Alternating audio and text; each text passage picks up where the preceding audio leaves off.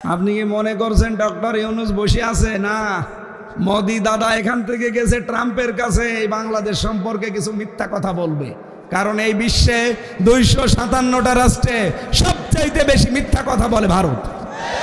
এটা আজকে প্রমাণ হয়ে গেছে, মাইক্রোসফট রিপোর্ট দিচ্ছে, খ্রিস্টানদের রিপোর্ট। তামাম দুনিয়ায় সবচাইতে বেশি মিথ্যা কথা বলা হয় ভারতে। আর দাদা একেবারে গেছে ট্রাম্পের কাছে সেই মিথ্যা কথাগুলো বলতো যে এই দেশে এখন জঙ্গি ভরে যাচ্ছে। এই যে জুমার নামাজ পড়ে আমরা বের হই, 500, 600, 1000 মানুষ টুপি মাথায় দাড়ি মুখে, কথা বলে না কেন? এই যে কোরআন শুনছেন বসে বসে হাজার হাজার মানুষ। ওই শয়তান যারা আছে উগ্রপন্থী, আমি নাম নিতে ওদের ঘৃণা করি, ওই শয়তানগুলো এগুলো ছবি তুলে পাঠায়, ট্রাম্পকে দেখায় এই দেশে জঙ্গি ভরে গেছে। দেশে কত বড় বড় দাড়িওয়ালা লোক, টুপিওয়ালা লোক এক জায়গায় হয়েছে। ওরা এমনি দাড়ি টুপি দেখলে ভয় করে। তখন এই দেশে জঙ্গি আছে, এই ধোয়া, মিথ্যা ধোয়া তুলে তখন আমাদের দেশটাকে দখল করার চেষ্টা করে। আপনি বলেন জঙ্গি যদি বাংলাদেশে থাকবে, আজ 6 মাস 9 দিন হয়ে গেল, একটা জঙ্গির নাটক পেয়েছেন? বলেন। কারণ জঙ্গির নাটক যিনি লিখবে সেই তো পালিয়েছে, আর যাদেরকে দিয়ে জঙ্গি নাটক সাজাবে সেই মনিরুল, এই গোপালগঞ্জের, আর একজনের বাড়ি গোপালগঞ্জে, আসাদুজ্জামান, কাউন্টার টেররিজমের। এই শয়তানগুলো আলেমদেরকে, ইসলামপন্থী মানুষদেরকে ধরতো, 1 মাস 1.5 মাস 2 মাস গুম করে রাখতো, চুল দাড়ি বড় বড় হয়ে যেত, বলতে যে জঙ্গি পেয়েছে। পুরা নাটক। এই 3 বছরে আমি বহু কিছু দেখেছি ওদের। আমার সাথে নিজেরা ওরা এই কথাগুলো বলতো যে এগুলো কিচ্ছু নেই, আমরাও জানি, কিন্তু আমাদের টিকে থাকা লাগবে এই মিথ্যার উপরে। বলেন নাউজুবিল্লাহ। ওরা ট্রেনিং নিয়ে আসতো দাদার কাছে, এই সাদা চামড়া এদের কাছে, এসে আলেমদেরকে জেলখানায় নিয়ে জঙ্গির নামারে নাম দিয়েছে আনসারুল্লাহ বাংলা টিমের প্রধান। কি ওইটা কি আমি জানি না। আমি জেলখানার ভেতরে একজনকে পেয়েছিলাম আল্লাহ দলের প্রধান, আব্দুল মতিন, 17 বছর জেলে। ওনারা একদিন বললাম, ভাই আপনি তো আল্লাহ দলের প্রধান, সভাপতি, সেক্রেটারি কে? বলছে আমার ছেলে। ও সভাপতি, ওর ছেলে সেক্রেটারি, 2 জন বাপ বেটা ছেলে, আর বাইরে ওদের একজনও নেই। এই হচ্ছে বাংলাদেশের জঙ্গি। আপনি বিশ্বাস করতে পারছেন না, আজ 6 মাস 9 দিন হয়ে গেল, একটা মানুষও জঙ্গি নাটকে ধরা পড়েনি। অথচ এই মোদি যে কিন্তু এখন এই মিথ্যা কথাগুলো ছড়াইতো আমাদের এই টুপি দেখে দেখে। ডক্টর ইউনূসও মাল, একেবারে খাঁটি মাল। যেই দিন মোদি গেছে ট্রাম্পের কাছে, ওই দিন আন্তর্জাতিক মিডিয়াগুলো নিয়ে আয়না ঘরে গেছে, যে দৃশ্যগুলো সব ছবি তুলে আন্তর্জাতিক মিডিয়ায় প্রচার করেছে। নিয়ে এখন কি বলবি বল? মোদির কথা শুনবে এখন? ওর বাড়া ভাতে লবণ দিয়েছে, খা। আমাকারু আমাকার আল্লাহ আল্লাহু খায়রুল মাকিরিন। যে অবস্থা করছেন, আপনার নাই ষড়যন্ত্র, কিন্তু আল্লাহর তো ষড়যন্ত্র না, আল্লাহর কৌশল। আপনি যা করবেন একটাও হালে পানি নেবে না, সব আল্লাহ ফাঁস করে দেবে। কারণ এই দেশে এমন কিছু মানুষ তৈরি হয়ে গেছে যারা দেশটার জন্য অন্তত জীবন দিতেও পেছপা হবে না ইনশাআল্লাহ। এখানে সামনে আসছে কোরআনের দিন, ইসলামের দিন, এটা আমরা যেন চর্ম চোখে দেখতে পারি। বলেন আমিন। আরো জোরে বলেন আমিন। দরুদ সালাম পাঠ করার মাধ্যমে যেই 2টা কথা তুলেছিলাম, যে সবে বরাত বলেন, সবে কদর বলেন, আল্লাহ মাফ করে না 2 প্রকার মানুষ। একটা মুশরিক, আর মুশরিক হচ্ছে তারা আল্লাহ যেটা পারে ওইটা অন্য কেউ পারে এই বিশ্বাস যারা করে। আমি একটা উদাহরণ দিয়েছিলাম, সন্তান দিতে পারে কে? অন্য কেউ পারে? তাহলে এই শিরকি যাদের আছে তারা এখন থেকে তওবা করেন। এই কথা বলেন না কেন? 2 নাম্বারটা একটু কড়া, বলবো এটা নাকি নির্বাচনের পরে বলবো? দ্বিতীয়টা বলে ফেলি, আপনি মানবেন না মানবেন এটা আপনার বিবেকের ব্যাপার। কি আমি আশা করছি আপনি মানবেন।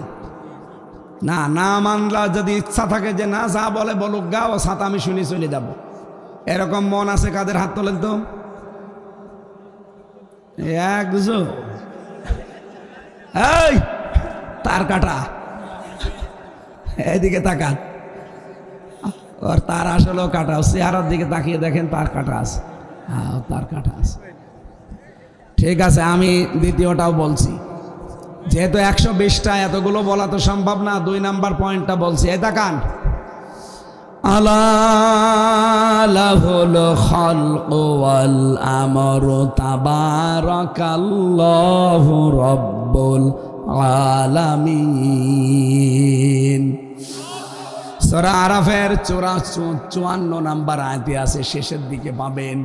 আল্লাহ বলেন, জমিন সৃষ্টি করেছি আমি, আইন চলবে আমার। সুতরাং পৃথিবী বানিয়েছে কে? আইন চলার কথা কার? আল্লাহর। এই জমিনে আল্লাহর আইন বাদ দিয়ে যারা মানুষের তৈরি করা আইন কায়েমের জন্য দল করেন, আল্লাহর তৈরি করা আইন বাদ দিয়ে মানুষের তৈরি করা আইন প্রতিষ্ঠার জন্য যারা ভোট দেন, আপনি কিন্তু মুশরিক। কোন আলেম নিয়ে আসবেন, নিয়ে আসেন, আমার কোনো ভয় নেই। আমি আপনাকে পুষিয়ে দিতে পারলেই হলো। আমি বলেছি আল্লাহ যেটা পারে ওইটা অন্য কেউ পারে, এই বিশ্বাস করলেই সে শিরিক করে, আর শিরিক করলে সে মুশরিক। আর মুশরিককে আল্লাহ সবে বরাতে মাফ। বলেন, আল্লাহ যেটা পারে অন্য কেউ পারে? আইন দিতে পারে কে? আপনি কেন নিজের আইন তৈরি করে মানুষের উপরে চাপিয়ে দেবেন বলেন? এই জন্যই তো ক্লিয়ার করার জন্য বসেছি না। যাদের ভেতরে এই উল্টাপাল্টা বিশ্বাস আছে, এখনই পরিবর্তন হওয়া লাগবে। আপনি কথা দিয়েছেন আমাকে যে না আমি পরিবর্তন হব, আমি বলার দরকার বলে যাব, আপনি শোনার দরকার শুনে যাবেন। ও মাহফিল আমি করি না। আমি আপনাকে গুলিয়ে খাওয়াবো, তারপরে আমি নিজে খাবো। এখনো খাবার খাইনি, আমি যে খাবো।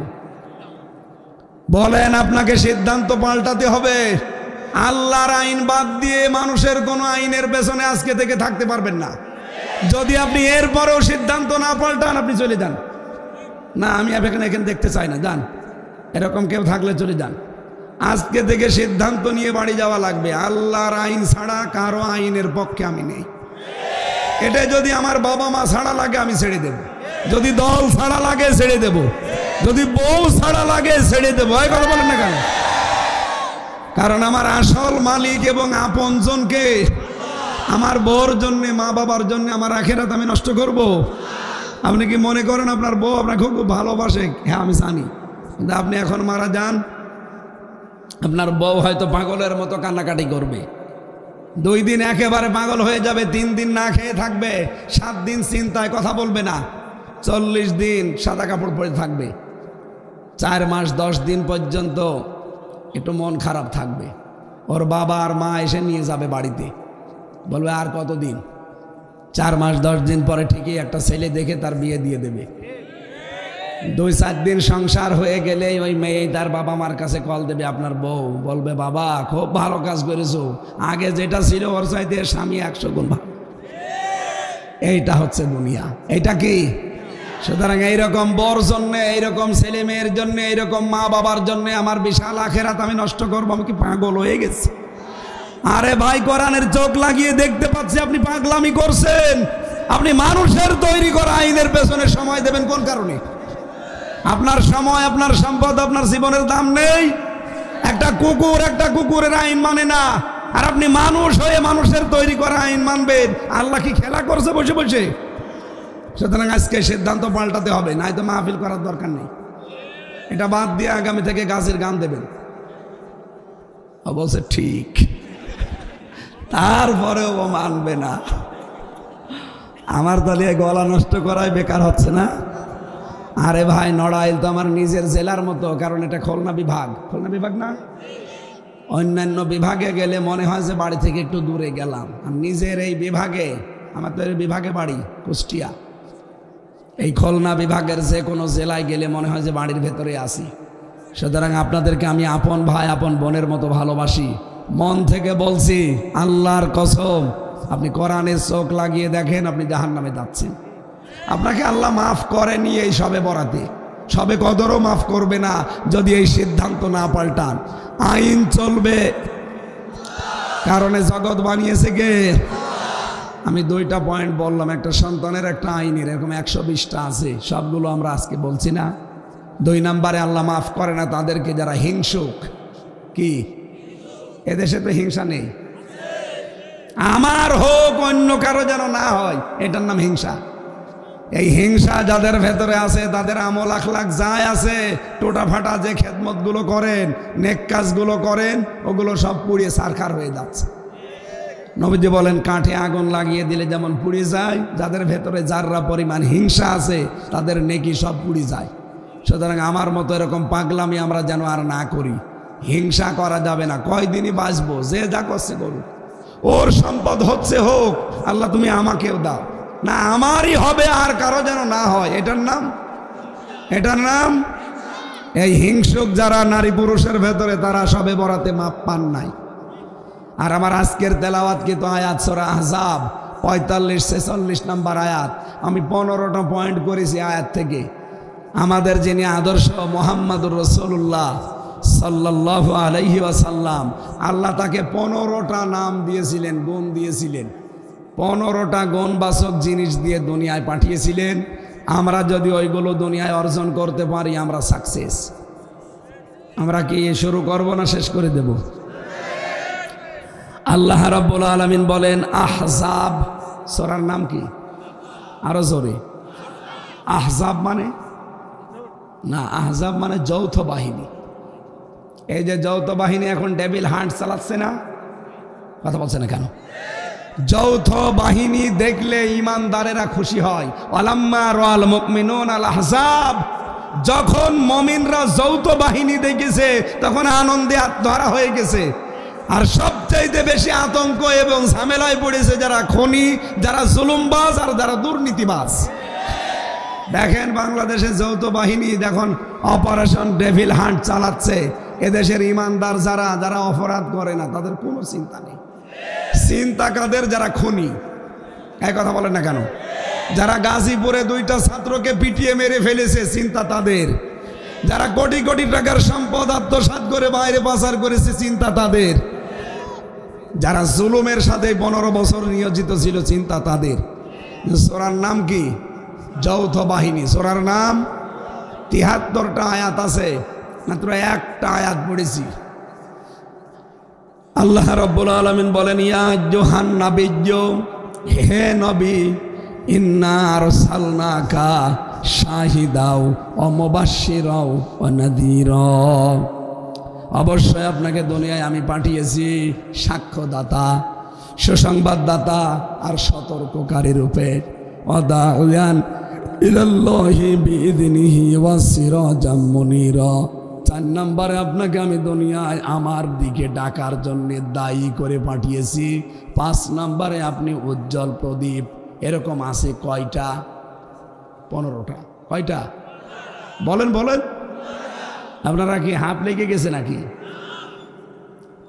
আল্লাহ রাব্বুল আলামিন নবীজিকে দায়ী, দিনের দিকে ডাকার জন্য পাঠালেন, উজ্জ্বল প্রদীপ রূপে তাকে পাঠালেন, সাক্ষ্যদাতা হিসাবে পাঠালেন, সতর্ককারী হিসাবে পাঠিয়েছেন।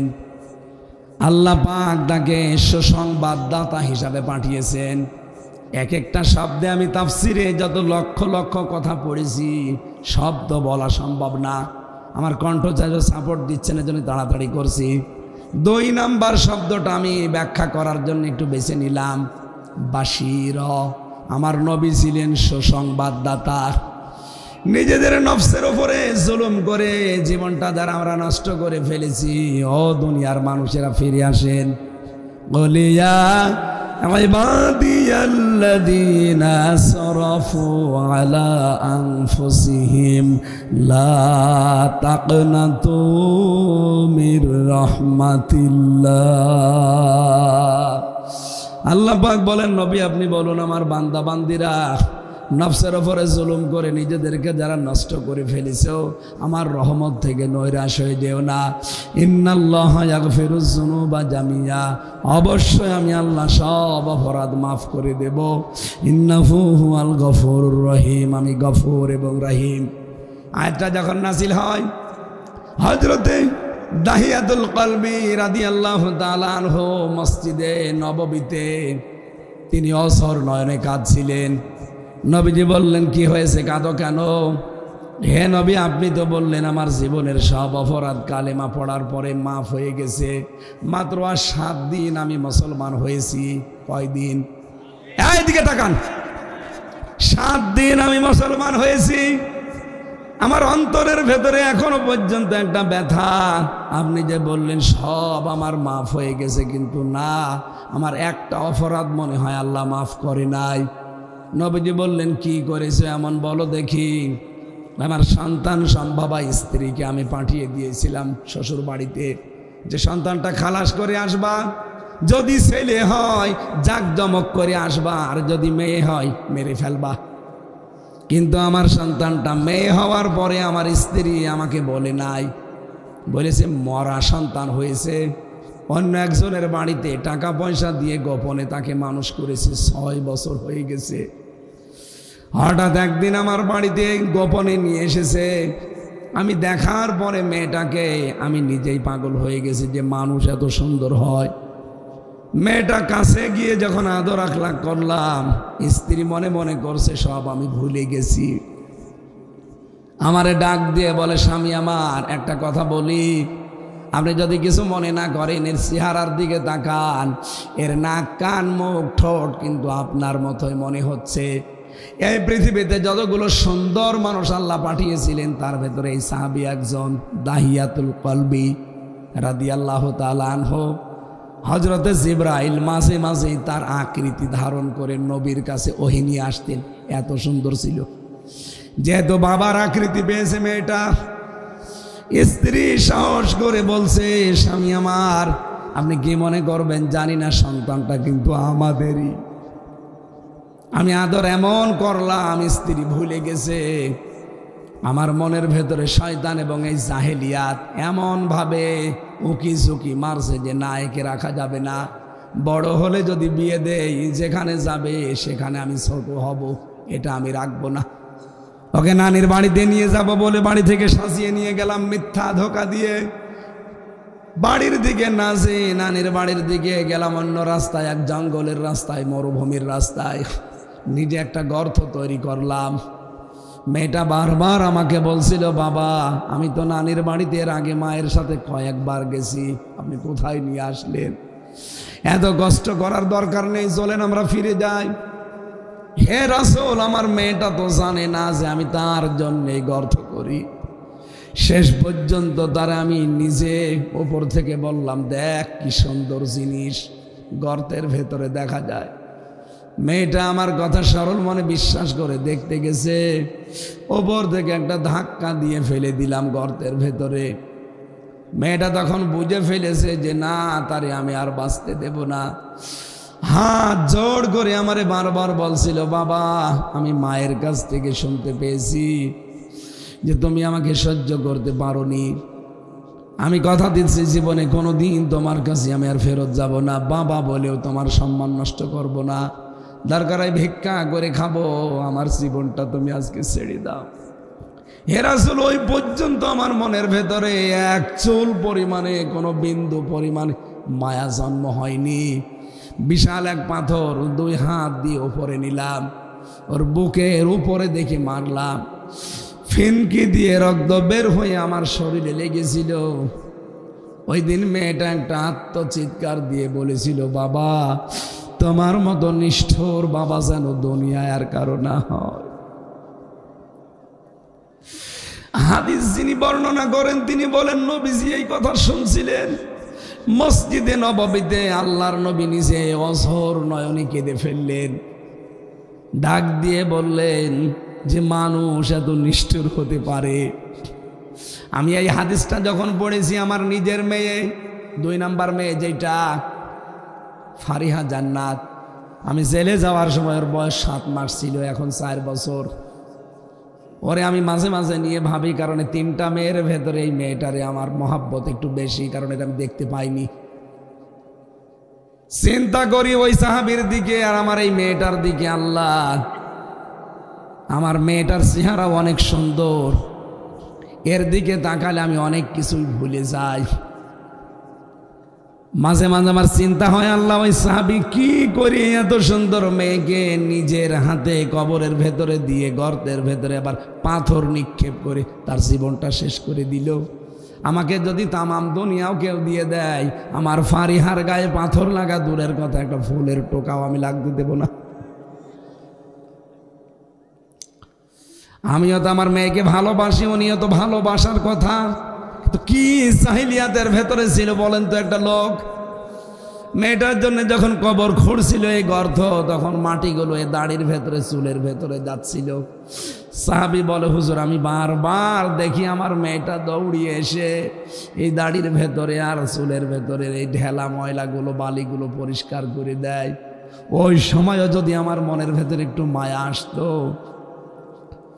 আমি কিচ্ছু করি নাই, তারে শেষ করে দিলাম। আর 7 দিন আমি মুসলমান হয়েছি, এতদিন আমার কিছু মনে হয়নি, কিন্তু আজকে আমার মনে হচ্ছে এই মেয়েটা যেন আমার মাঝে মাঝেই ডেকে বলছে, বাবা তোমার মতো নিষ্ঠুর মানুষ যেন দুনিয়ায় কারো বাবা না হয়। আপনি যে বললেন আমার সব মাফ হয়ে গেছে, কিন্তু এইটা আমার মাফ হয়েছে আমার বিশ্বাস হয় না।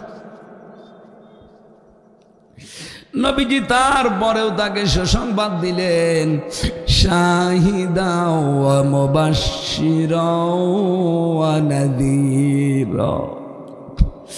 হে দাহিয়াতুল কলবি, তুমি যা করেছো শুনলাম, আমি যদি তোমার মালিক হতাম তোমার আমি মাফ করতাম না। মানুষ এত নিকৃষ্ট আচরণ করতে পারে, কিন্তু আমি তো তোমার মালিক না।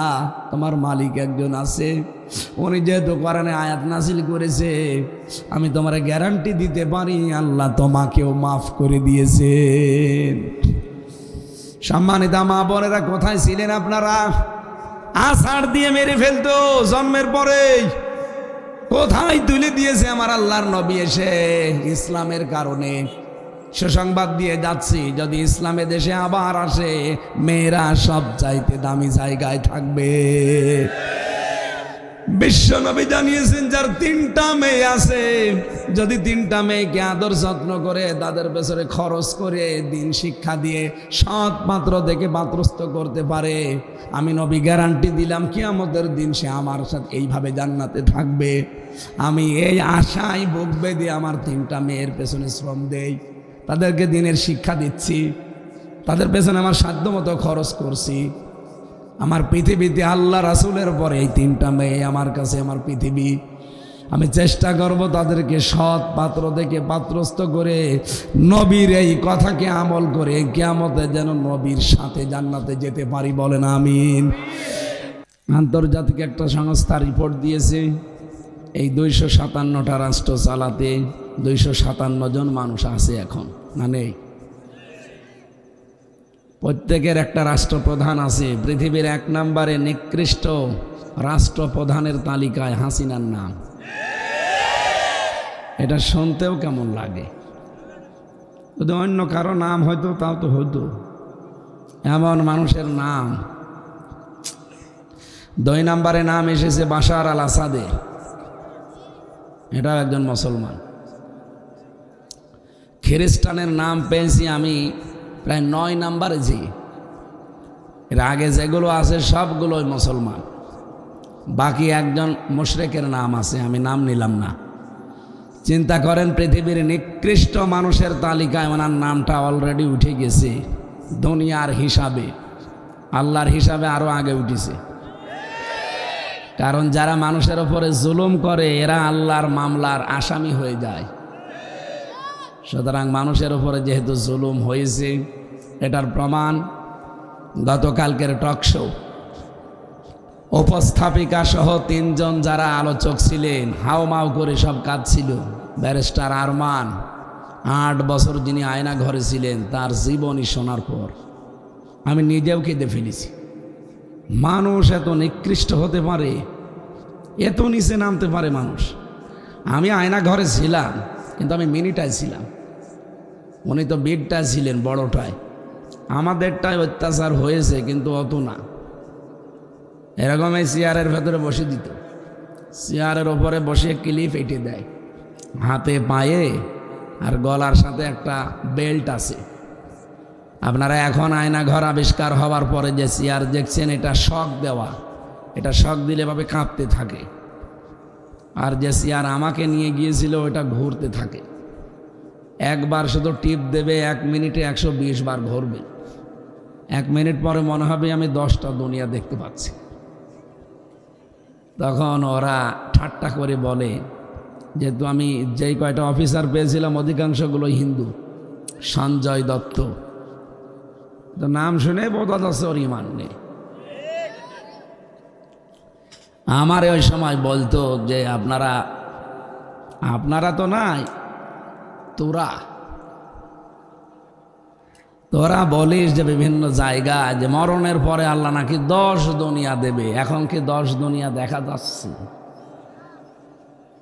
আপনি চিন্তা করেছেন কোন জায়গায় আঘাত দিয়েছি? এ কথাটা নবীর সম্মানে আঘাত না? এই যে 10 দুনিয়ার সমান জান্নাত মমিনকে আল্লাহ দান করবে, এটা কি আমার বানানো না নবীর কথা?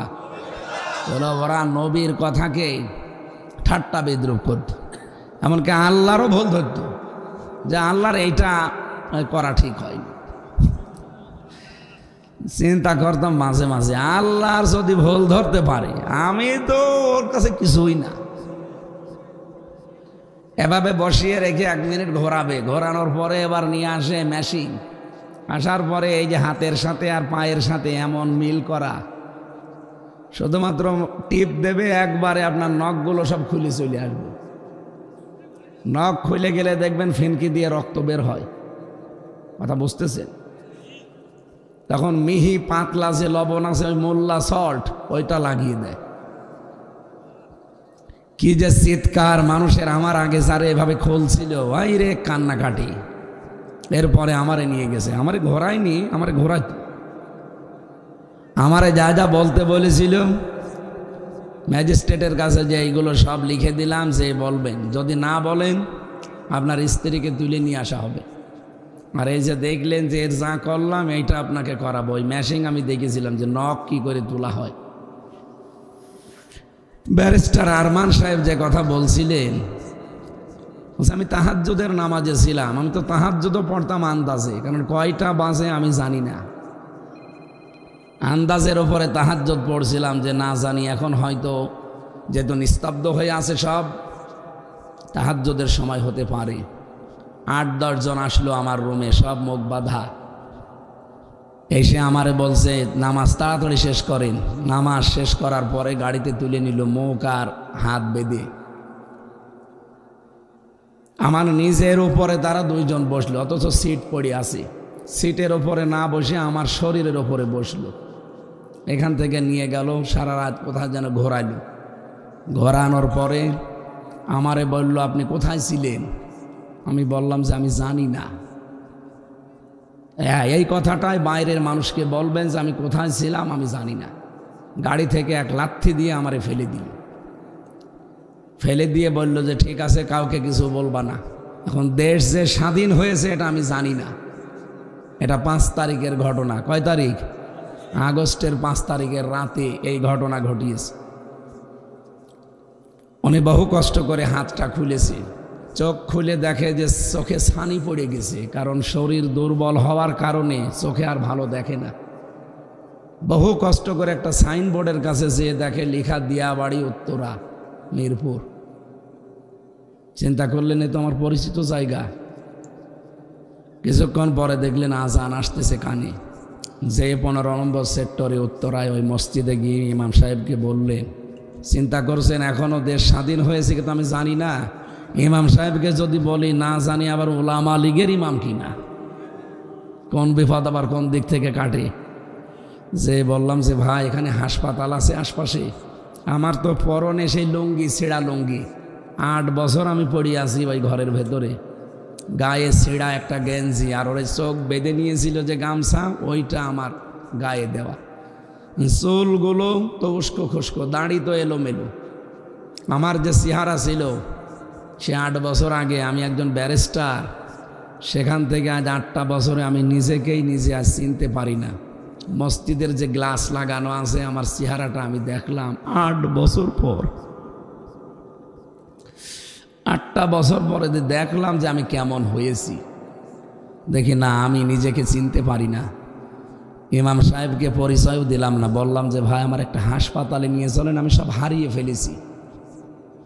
হাসপাতালে নিয়ে গেলে যারা আছে ওখানকার দায়িত্বে, ওনারা দেখে মনে করছে কোনো ছিনতাইকারী, কোনো স্যাঁচলা চোর হবে, তাড়িয়ে দিয়েছে দূর দূর করে। বলছে এখানে বড় অফিসার যে আসবে আমার একটু দেখা করতে দিন। অথচ ওই হাসপাতালটা বানিয়েছিল তার পিতা শহীদ মীর কাসেম আলী রহমতুল্লাহ আলাইহি। নিজের বাবার তৈরি করা হাসপাতালে আজ ঢুকতে দিচ্ছে না। বড় অফিসার যখন এসেছে সকাল 9:30 এ পর্যন্ত বসে আছে, কারণ আমি জানি না যে দেশের অবস্থা এখনো কি। জিজ্ঞাসা করার পরে যে স্যার এসেছে, আমি কাছে যেতে চাই, উনি মনে করছে মনে হয় চেঁচড়া চোর ছিনতাইকারী মোবাইল নিয়ে দৌড় দেবে, তাড়াতাড়ি মোবাইল পকেটে ভরে। ওনার কাছে কাছে গেলাম, বললাম যে স্যার ভয় পাবেন না, আমি ব্যারিস্টার আরমান। আজ 8 বছর পরে আজকে আমারে লাথি দিয়ে ফেলে দিয়েছে রাস্তায়।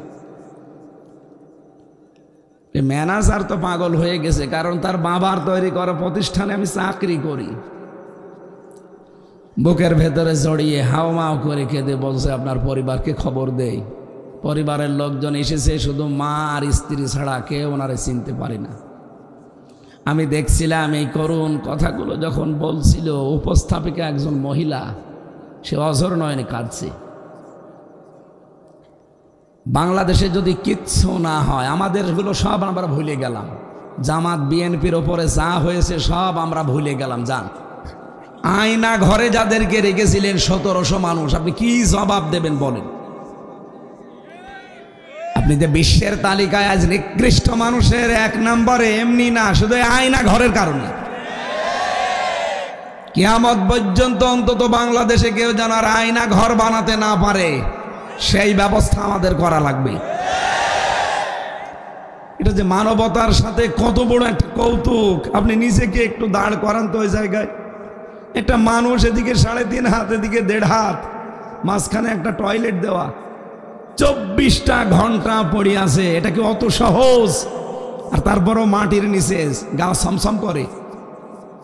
আমি 10 দিনে অলরেডি হাফ পাগল হয়ে গেছি, আর সে পড়ে আছে 8 বছর। আপনি নিজেকে যদি ওই জায়গায় দাঁড় করাতেন, আপনি নিজেও পাগল হয়ে যেতেন। এই কঠিন পরিস্থিতি যিনি তৈরি করলেন, ইনি যে আল্লাহর মামলার আসামি, এতে কোনো সন্দেহ আছে? বলেন তো, মামলার বাদী যত কড়া হয়, বড় হয়, মামলা তত কঠিন হয়। সূরা সূরার 42 নম্বর আয়াতে আল্লাহ বলেন, ইন্নামাস সাবিলু আলাল্লাযিনা ইয়াজলিমুনা নাস, অবশ্যই আমি আল্লাহ মামলা দেব তাদের বিরুদ্ধে যারা মানুষের উপরে জুলুম করেছে। সুতরাং আয়না ঘরের দ্বারা যে জুলুম হয়েছে, এটা কি ওয়াজ করা লাগবে? মাস্ট বি জুলুম হয়েছে এই 1700 মানুষের ওপর। কত মানুষ মারা গেছে যার দ্বারা এগুলো হয়েছে। সে এখন যদি মাপ পেতে চায়, এই ব্যারিস্টার আরমানের মতো, আজমের মতো যত মানুষকে গুম করেছিল, আয়না ঘরে রেখেছিল, তাদের কাছে যে মাপ চাওয়া লাগবে। তারা যদি মন থেকে মাফ করে তাহলে আল্লাহ মাফ করবে, তারা যদি মাফ না করে আল্লাহ আপনাকে মাফ করবে না। আপনার দুনিয়াও শেষ, আখিরাতও শেষ। সুতরাং মানুষের সম্মান কিসে বাড়ে আমরা অনেকেই জানছি না। ঈমান আনতে হবে আমাদের, কি কথা বলেন না কেন? আর ঈমান আনতে হলে ঈমান হওয়া লাগবে শিরিক মুক্ত। বলেন বলেন, ঈমানটা যদি শিরিক মুক্ত হয় তাহলে আপনি নিরাপত্তা পাবেন আল্লাহর কাছে। এই যে গত রাত যেটা চলে গেল, পৃথিবীর সব মানুষকে আল্লাহ মাফ করে দিয়েছেন, শুধু 2 প্রকার মানুষ বাদ দিয়ে। 1 নম্বরে যারা মুশরিক, 2 নম্বরে যারা হিংসুক। আরে বাংলাদেশে 2টাই আছে, এই কথা বলেন না কেন? আমি এক কথায় জবাব দিচ্ছি, শিরিকের আলোচনা যেহেতু ব্যাপক, সব এই কথা বলেন কেন?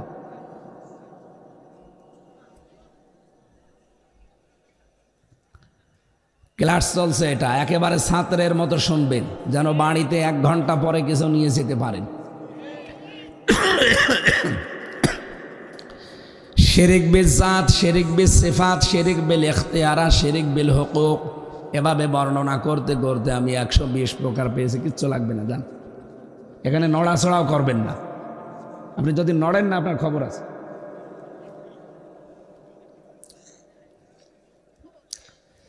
সব কথার এক কথা শিরিক। এই শিরিক হচ্ছে, আমি জবাব দে, আমি এক কথায় জবাব দিচ্ছি, যদি আপনার ভেতরে থাকে এক্ষুনি পাল্টানো লাগবে না 41 সালে? অনেকে তো 41 সালে টার্গেট নিয়ে রেখেছিল, হয়েছে, সব শেষ হয়ে গেছে। সুতরাং এক্ষুনি, কখন বলেন বলেন? আল্লাহ যেটা পারে ওইটা অন্য কেউ পারে, এই বিশ্বাস যারা করে তারা শিরিক করছে। আর শিরিক যে করে সে মুশরিক, আর মুশরিককে এই সবে বরাতে, সবে কদরেও আল্লাহ মাফ করবে না। কারণ আপনি এই তালিকায় প্রথম নাম্বারে আছেন কিনা বলেন? আপনার ভেতরে কি এই বিশ্বাস আছে যে আল্লাহ যেটা পারে ওইটা অন্য কেউ পারে? নেই। দেখেন তো আছে কিনা। এই পৃথিবীতে সন্তান শুধুমাত্র দিতে পারে কে? না অন্য কেউ পারে? কিন্তু বহু মহিলা যারা বসে আছে ওরা বিশ্বাস করে না বাবা পারে। এমনকি আমার উপরও বিশ্বাস করে অনেক মহিলা, বলে যে হুজুর মনে হয় কিছু পড়ে দিলে হবে। সেদিন বগুড়াতে এক মহিলা এসে তার স্বামীকে পাঠিয়েছে, আপেল নিয়ে এসেছে, এসে বলছো হুজুর আপেল পড়ে দেন। আমি সূরা ফাতিহা পড়ে ফু দেব, তাছাড়া আর কি পড়বো? কারণ এইটাই তো শেফা। কি এই যে ঝাড়ফুঁক যা করা হয় সূরা ফাতিহা দিয়া, নাস ফালাক দিয়ে, আমি তো সরল মনে পড়ছি। হঠাৎ উনি আমার কানের কাছে মুখ নিয়ে বলছে হুজুর আপেল এমন ভাবে পড়বেন যেন ছেলে হয়। কেন? বলছে আমার 3 মেয়ে, আমার বউ আমারে পাঠিয়েছে যে হুজুরকে দিয়ে এমন আপেল পড়াবা এবার যেন আর মেয়ে না হয়। আমি আপেল ফেলে দিলাম, ডাক দিয়ে বললাম ভাই আপেল পড়ে যদি ছেলে হইতো আমার 3 মেয়ে হইতো না। আমি ম্যাডামরে জনমের আপেল খাওয়াতাম, অথচ 2 মেয়ে হওয়ার পরে এই শেষেরটা যেটা হাফসা জান্নাত, আমি বহু চেষ্টা করেছি, বহু দোয়া করেছি, আল্লাহ অন্তত বংশের বাতি দেওয়ার জন্য একটা ছেলে দিও। আবার দিয়েছে মেয়ে। বলেন তো আপেল পড়ে যদি সত্যি ছেলে হইতো আমার ম্যাডামের ছেলে হইতো না? এই জন্য সন্তান দিতে পারে কে? এই বিশ্বাস আমাদের আছে। কোন পীর বাবা পারে? তাবিজ কবজে পারে না। সুতরাং আল্লাহ যেটা পারে ওইটা অন্য কেউ। অনেকে এই দোয়া পড়ে। ইব্রাহিম আলাইহিস সালাম তিনি 80 বছর এই দোয়াটা পড়েছিলেন, রব্বি হাবলি মিনাস সালিহিন, হে আল্লাহ আমাকে নেককার সন্তান দাও। কি সন্তান? 86 বছর একাধারে দোয়া করার পরে আল্লাহ জবাব দিয়েছেন একবার, রব্বি হাবলি মিনাস সালিহিন। হে ইব্রাহিম এতদিন পর্যন্ত দোয়া করলে, আজকে জবাব দিলাম, যাও তোমার একটা নেককার সন্তানের সুসংবাদ দিলাম। কেমন নেককার এটা? এটা গোলামিন হালিম। হালিম মানে এই যে এখন দেখলাম লেখা আছে চাচা হালিম আর মামা হালিম। এই মামা হালিম না, এই চাচা হালিম মামা হালিম না। আমার আল্লাহ তাকে এমন হালিম দিয়েছিলেন, তিনি ছিলেন সর্বোচ্চ ধৈর্যশীল। সুবহানাল্লাহ বলতে পারেন না? আপনারা শুনতেছেন? ইব্রাহিম নবী দোয়া করেছিলেন কত বছর? আরো জোরে। এরপরেও তিনি কিন্তু ধৈর্য হারা হননি, হাল ছেড়ে দেননি। দোয়া করতে করতে আমার আল্লাহ তার 86 বছর পরে জবাব দিলেন মাত্র একবার। আর আপনি বিয়ের 2-3 মাস হয় না, আপনি পাগল হয়ে যান। কোন বাবা কোথায় আছে সেখানে দৌড়ান।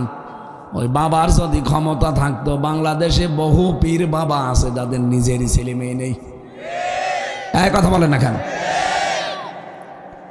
এই জন্য আমাদের এই বিশ্বাসটা যাদের আছে দূর করা লাগবে। ছেলে মেয়ে না হোক, ছেলে মেয়ে দেওয়ার মালিক কোনো মাজার, কোনো কবর, কোনো বাবা, এমনকি হামজা। বলেন বলেন। এটা যেহেতু শুধুমাত্র পারে কে? এক ইমাম সাহেব নাকি প্রতিদিন দোয়া করতো, রব্বি হাবলি মিনাস সালিহিন। এক মুসল্লি চিন্তা করছে, আল্লাহ সারা জীবন এই হুজুরের পেছনে নামাজ পড়ছি, এর বাড়ি কোথায়? সে নোয়াখালী, আর আমার বাড়ি মনে করেন যশোর। এত দূর থেকে হুজুর এসেছে, এতদিন নামাজ পড়ায়, শুধু বলে রব্বি হাবলি মিনাস সলিহিন। কি এ দুয়ার মানে কি?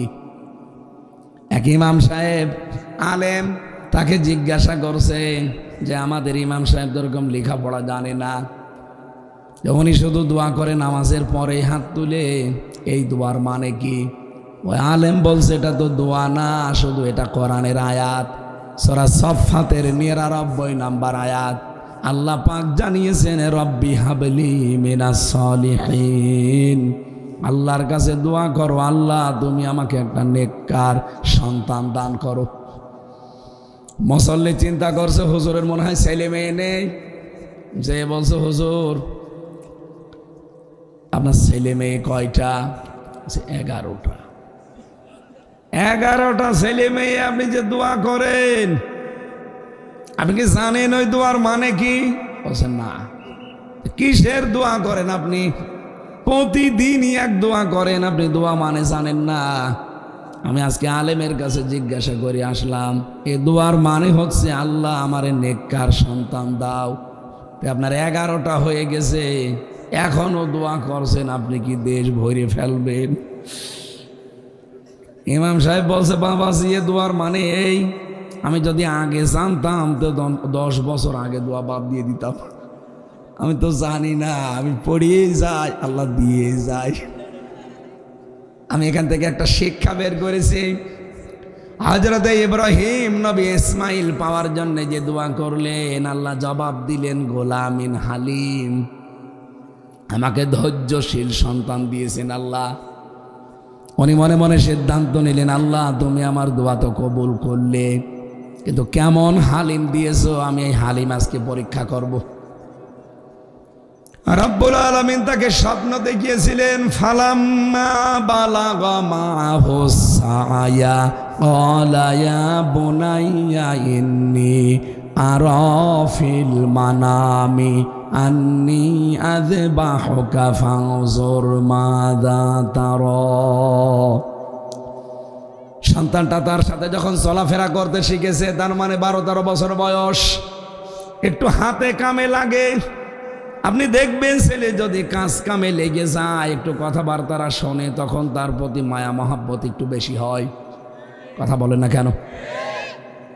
হযরত ইব্রাহিমের ঠিক এই কায়দা। তার বড় হয়েছে কত বছর পর? 86 বছর পর, আকাশের চাঁদের মতো। আল্লাহ তাকে স্বপ্নে দেখালেন, তো তোমার প্রিয় বস্তু কোরবানি করো। আমি কিন্তু শুধু ঘটনার জন্য না, এখানে একটা শিক্ষা আপনাদেরকে দিতে চাই, আর এটা নিয়ে যাওয়া লাগবে। কি এই নিয়ে যেতে পারবেন না? হযরত ইব্রাহিম সন্তানকে গিয়ে বললেন, আমি স্বপ্নে দেখলাম তোমাকে আমি জবাই করছি, তোমার রায় বলো। হযরত ইসমাইল কথাটা শোনার পরেই দৌড় দিতে পারতেন যে আপনি কি বাবা না আজরাইল? সে জন্মের পরে আমাদেরকে আমার মায়ের সাথে মরুভূমিতে রেখে গেলেন, কোনোদিন খোঁজ নেননি, আর আজকে 12 বছর পরে এসেছেন জবাই দেওয়ার জন্য। কিসের বাবা আপনি? মানি না আপনারে। বলতে পারতেন না? বলেন বলেন। হযরত ইসমাইল তিনি এমন জবাব দিয়েছিলেন 3টা বিষয় সামনে রেখে, ইয়া আবাতি ফাআল মা তুমার সাতাজিদুনি ইনশাআল্লাহু মিনাস সাবিরিন। হযরত ইসমাইল ডাক দিয়ে বলেছেন, হে আমার পিতা, যা আদিষ্ট হয়েছেন আপনি আদেশটা পালন করেন। আল্লাহ যদি চায় আপনি আমাকে ধৈর্যশীলদের মধ্যে পাবেন। ধৈর্যশীল পাবেন এ কথা বলেননি, তাহলে অহংকার চলে আসবে। নিজেকে অহংকার থেকে মুক্ত করার জন্য এতটুকু একটা সন্তান কি শব্দ চয়ন করেছেন আপনি খেয়াল করেন, একটু খেয়াল করেন এদিকে। এই বাঁশি, আর একবারও বাঁশি বাজাবেন না। মানুষ দেখছেন না নিস্তব্ধ হয়ে বসার চেষ্টা করছে, আপনি ডিস্টার্ব করবেন না ভাই, কবিরা গুনাহ হবে আপনার। হযরত ইব্রাহিম এই জন্যে তিনি সন্তানের কাছে অনুমতি চাইতে গিয়েছিলেন। তিনি কিন্তু অনুমতি না নিলেও পারতেন, কারণ হুকুমটা কার আর পালন করছে কে? নবী। বলেন বলেন, হুকুম কার? পালন করছে কে? সাধারণ মানুষ না, একজন নবী। কেন তার অতটুকু সন্তানের কাছে অনুমতি নেওয়া লাগবে? তিনি অনুমতি চাইতে গিয়েছিলেন এই কারণে, উনি বলেছিলেন আমি ৮৬ বছর একাধারে দোয়া করে হালিম পেয়েছি। কি পেয়েছি? একটা গোলামিন হালিম পেলাম। এটা কেমন হালিম আমি আজকে দেখব, ওকে আসলেই ধৈর্যশীল। এই জন্য অনুমতি চাইতে গিয়েছিলেন। আর সন্তান জবাবও দিয়েছে ৩টা কথা সামনে রেখে, হে বাবা কোনো চিন্তা নেই, আপনি চালান আপনার কাজ, যেটা আদিষ্ট হয়েছেন। আল্লাহ যদি চায় আপনি আমাকে ধৈর্যশীলদের মধ্যে পাবেন, কোনো চিন্তা করবেন না। বিশাল ঘটনা তাফসিরে ফি জিলালিল কোরআনে আছে। হযরত ইব্রাহিম নিয়ে গেলেন সন্তানকে মরুভূমির ভেতরে জবাই দেবেন। আল্লাহ তখন ডাক দিয়েছেন ফালাম্মা আসলামা ওয়া তাল্লাহু লিল জাবিন। বলেন আল্লাহ। ফালাম্মা আসলামা, এটা দিবসন। ও নড়াইলবাসী, এইটাই আজকের আলোচনার শিক্ষা। কেন আল্লাহ দিবসন দিলেন? আল্লাহ বলেন দুইজনেই যখন এগ্রি হয়ে গেছে, দুইজনেই যখন রাজি হয়ে গেছে, তখন আল্লাহর এই বিধানটা পালন করা তাদের দ্বারা সহজ হয়েছে। ইব্রাহিম নবী যদি বলতেন আমি জবাই দেব, পালন করবই। ইসমাইল নবী যদি বলতেন না আমি আমার গলা দেব না, জবাই হতো। আরো আসতে বলেন। ইসমাইল নবী যদি বলতেন ঠিক আছে আমি আল্লাহর বিধানের সামনে জীবন দিয়ে দিলাম। ইসমাইল নবী ইব্রাহিম যদি বলতেন না আমার এত বছরের সন্তান আমি জবাই দেব না, আল্লাহর বিধান পালন হইতো। আল্লাহ বলেন দুইজনেই যখন রাজি, তখন আমি আল্লাহ ডাক দিয়েছি ওয়ানাদাইনাহু আইয়া ইব্রাহিম, হে ইব্রাহিম কদ সাদ্দাকতার রুয়া, তোমার স্বপ্নকে তুমি সত্যের রূপ দিয়েছো। ইন্না কাযালিকা নাজজিল মুহসিনিন। এখানে যারা তাফসীর বসে তাদেরকে বলছে, এই যে আলেম বসে আছে, আল্লাহ মহসেন দিতে পারতেন, মহসিনিন দিলেন কেন? শব্দটা শুরু করার আগে আল্লাহ এমন একটা শব্দ লাগিয়েছেন ইন্না। এ শব্দ না দিলেও বাংলা অর্থ হয়ে যায়। কেন ইন্না লাগিয়েছেন আর কেন মহসেন না দিয়ে মহসিনিন দিয়েছেন, এইটাই আমাদের নিয়ে যাওয়া লাগবে। আল্লাহ গ্যারান্টি দিয়েছেন এই কারণে আমরা যেন কোনো সন্দেহ এর ভেতরে না করি, আর আমরা করিও না। কি করি? সন্দেহ করি। কোরআনের কোনো কথায় আমাদের সন্দেহ আছে, হয়তো মানতে পারি না, সেটা আমাদের দুর্বলতা। এই যে আমার আগে যিনি কথা বলছিলেন বাচ্চু ভাইয়ের আগে, উনি কিন্তু বলেছেন, ওনার ওই কথাটা আমার কানে এখনো বাজতেছে। কে উনি আমি চিনি না, কিন্তু কথাটা তো ভালো কথা। কোরআনে কারিমে যত কথা আল্লাহ দিয়েছে, কোনো কথাই মিথ্যা, সন্দেহ, সংশয় আমরা মানতে পারি না। ওটা আমার দোষ না আল্লাহর দোষ? বলেন বলেন। আল্লাহ এত বড় গ্যারান্টি দিয়ে আয়াত শুরু করলেন ইন্না কাযালিকা নাজজিল মুহসিনিন। এইভাবে করে আমার মহসেন বান্দাদেরকে আমি কিয়ামত পর্যন্ত পুরস্কার দেব। কি পুরস্কার দিয়েছিলেন তাদের? ইব্রাহিম নবী যখন আল্লাহর হুকুম পালন করার জন্য রাজি হয়ে গেছে, ইসমাইল যখন নিজের জীবন পর্যন্ত দিয়ে আল্লাহর বিধান পালনে সাহায্য করেছে, আল্লাহ এইটা দেখতে চেয়েছিলেন। ও বাংলার জনগণ, এটা রেকর্ড হচ্ছে, এটা লাইভ চলছে। 18 কোটি মানুষের কানে কালকে চলে যাবে। সবাইকে সামনে নিয়ে কথা জানাতে চাই, বাংলাদেশে যারা সামনে আসবে এরা আমাদের ইব্রাহিম নবীর ভূমিকা পালন করা লাগবে। আমরা 18 কোটি জনগণ সামনে আমরা ইসমাইলের ভূমিকায় জীবন পর্যন্ত দিয়ে দেওয়া লাগবে। এই কথা বলেন না কেন? কারণ আল্লাহর বিধান এখনো কায়েম হয়নি। আপনি বেঁচে থেকে করবেন কি? এখনো আল্লাহর বিধান এ জমিনে একটাও কায়েম হয়নি। আপনার জীবনের কিসের মূল্য? এখনো নিরপরাধ মানুষের ওপরে জুলুম শেষ হয়নি। এই কথা বলেন না কেন?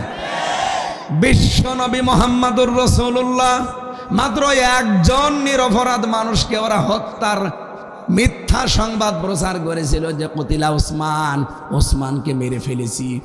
এ কথা শোনার পরে নবীজি নিজে 1399 জন মানুষকে ওই বাবলা গাছের নিচে হুদায়বিয়া জায়গায় আমি নিজে দেখে এসেছি। ওখানে 1399 জন মানুষকে হাতে হাত দিয়ে তিনি শপথ বাক্য পাঠ করালেন যে আমরা ওসমান হত্যার বদলা না নিয়ে বাড়ি যাব না, হজ থাক পরে করব, রোজা ভেঙে ফেলো পরে করে দেব। একটা নিরপরাধ মানুষের পক্ষে দাঁড়াতে গিয়ে নবীজি কি সিদ্ধান্ত নিয়েছেন? আল্লাহর 2টা বিধান বাদ দিলেন, হজ আর রোজা। আর 1399 জন মানুষ হাতের ওপরে হাত দিয়ে তাদেরকে শপথ বাক্য পাঠ করাচ্ছেন, বায়াত গ্রহণ করাচ্ছেন যে জীবন দেব কিন্তু বাড়ি যাব না, হত্যার প্রতিশোধ না নিয়ে। নিরপরাধ মানুষের একটা মানুষের পক্ষে দাঁড়াতে নবীজি এত বড় বড় সিদ্ধান্ত নিতে পারেন। এই 15.5 বছরে কত নিরপরাধ মানুষ জেলখানায় ভর্তি আছে। এই নিকৃষ্ট মহিলার হিংসার বশবর্তী হয়ে তার রাগের কাছে হার মেনে জীবনটা নষ্ট করেছে কত মানুষ, বিশেষ করে আজহারুল ইসলাম। এই কথা বলেন না কেন? 15.5 বছরে যারা মিথ্যা মামলার শিকার হয়েছে তার ভেতরে এই লোকটা, যেহেতু উনি অবৈধ প্রধানমন্ত্রী ছিল, ওনার অবৈধ ক্ষমতা থাকাকালীন যা করেছে সব অবৈধ। এই জন্য 15.5 বছরে যারা মিথ্যা মামলায় মিথ্যা সাক্ষীর কারণে ফাঁসি পর্যন্ত হচ্ছে, আদেশ হয়ে গেছে, এদের সবাইকে এই মুহূর্তে ছেড়ে দেওয়া দরকার। এটা রাজনৈতিক বিষয় না, এটা কোরআনের সাথে সম্পর্কিত। সূরা ফাতা 18 নম্বর আয়াতে আয়াতটা আছে, লাকাদ রাদিয়াল্লাহু আনিল মুমিনিনা ইয ইউবাইউনাকা তাহতাশ শাজারাতি ফাআলিমা মা ফি কুলুবিহিম ফাআনজালাস সাকিনাতা আলাইহিম ওয়া আসাবাহুম ফাতহান করিবা। আল্লাহ বলেন আমি রাজি হয়ে গেছি, অলরেডি রাজি হব না, হয়ে গেছি। এটা মাঝি পাস্ট, এটা অতীতের শব্দ আল্লাহ চয়ন করলেন, এর আগে লাকাদ লাগিয়েছেন যে অবশ্যই আমি আল্লাহ রাজি হয়ে গেছি। আনিল মুমিনিনা, এই মুমিনদের উপরে, তাহতাশ শাজারাতি, যারা এই গাছের নিচে ইউবাইউনাকা, আপনার হাতের উপরে হাত দিয়ে আজ যারা শপথ বাক্য করছে। আল্লাহ রাব্বুল আলামিনের নবী 1399 জন হাত দেওয়ার পরে নিজের বাম হাতটা এভাবে তুলে দিলেন। সাহাবীরা বলে হুজুর এই হাত কিসের? নবীজি বলেন এই মাত্র কোরআনের আয়াত নাজিল হয়েছে, আজকের এই ময়দানে যারা শপথ নিয়েছো একজন নিরপরাধ মানুষের হত্যার বদলা নেওয়ার জন্য, সবার উপরে আল্লাহ খুশি হয়ে গেছে। আমার ওসমান তো এখানে নেই, তাকে তো শহীদ করে ফেলেছে, অথচ মিথ্যা কথা ওরা ছড়িয়েছিল। আমার ওসমান নেই, এই ওসমানের ওপরও তো আল্লাহর রাজি হওয়া লাগবে। এই জন্য হাতটা আমি তুলে দিলাম, এটা ওসমানের হাত। আজ বাংলাদেশে ঠিক 1400 বছর পরে অবস্থা দাঁড়িয়েছে। এটিএম আজহারুল ইসলামের সাথে আমি নিজে ছিলাম 3টা বছর। রাজনৈতিক মামলার শিকার এই লোকটা, হিংসার বশবর্তী করে তাকে আপনি এই 12 বছর জেল খাটালেন। কথা বললেন না কেন? 13টা বছর সে লোকটা জেলে পড়ে আছে।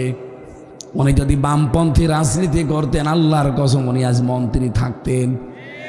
রংপুরের বদরগঞ্জ, তারাগঞ্জে এত জনপ্রিয় লোক আমি আর পাইনি। অথচ একামতের দিন বাংলাদেশ জামাত ইসলামী এই শব্দটা তার সাথে লেগে আছে, এই কারণেই তাকে কিন্তু এই অবস্থা। অথচ তার সাথে মামলায় ছিল লুৎফুজ্জামান বাবর, বিএনপির, ওনারা ছেড়ে দিয়েছেন। আমরা চাই 18 তারিখে ওনাকে ছাড়া লাগবে। এই কারা কারা চান দেখি?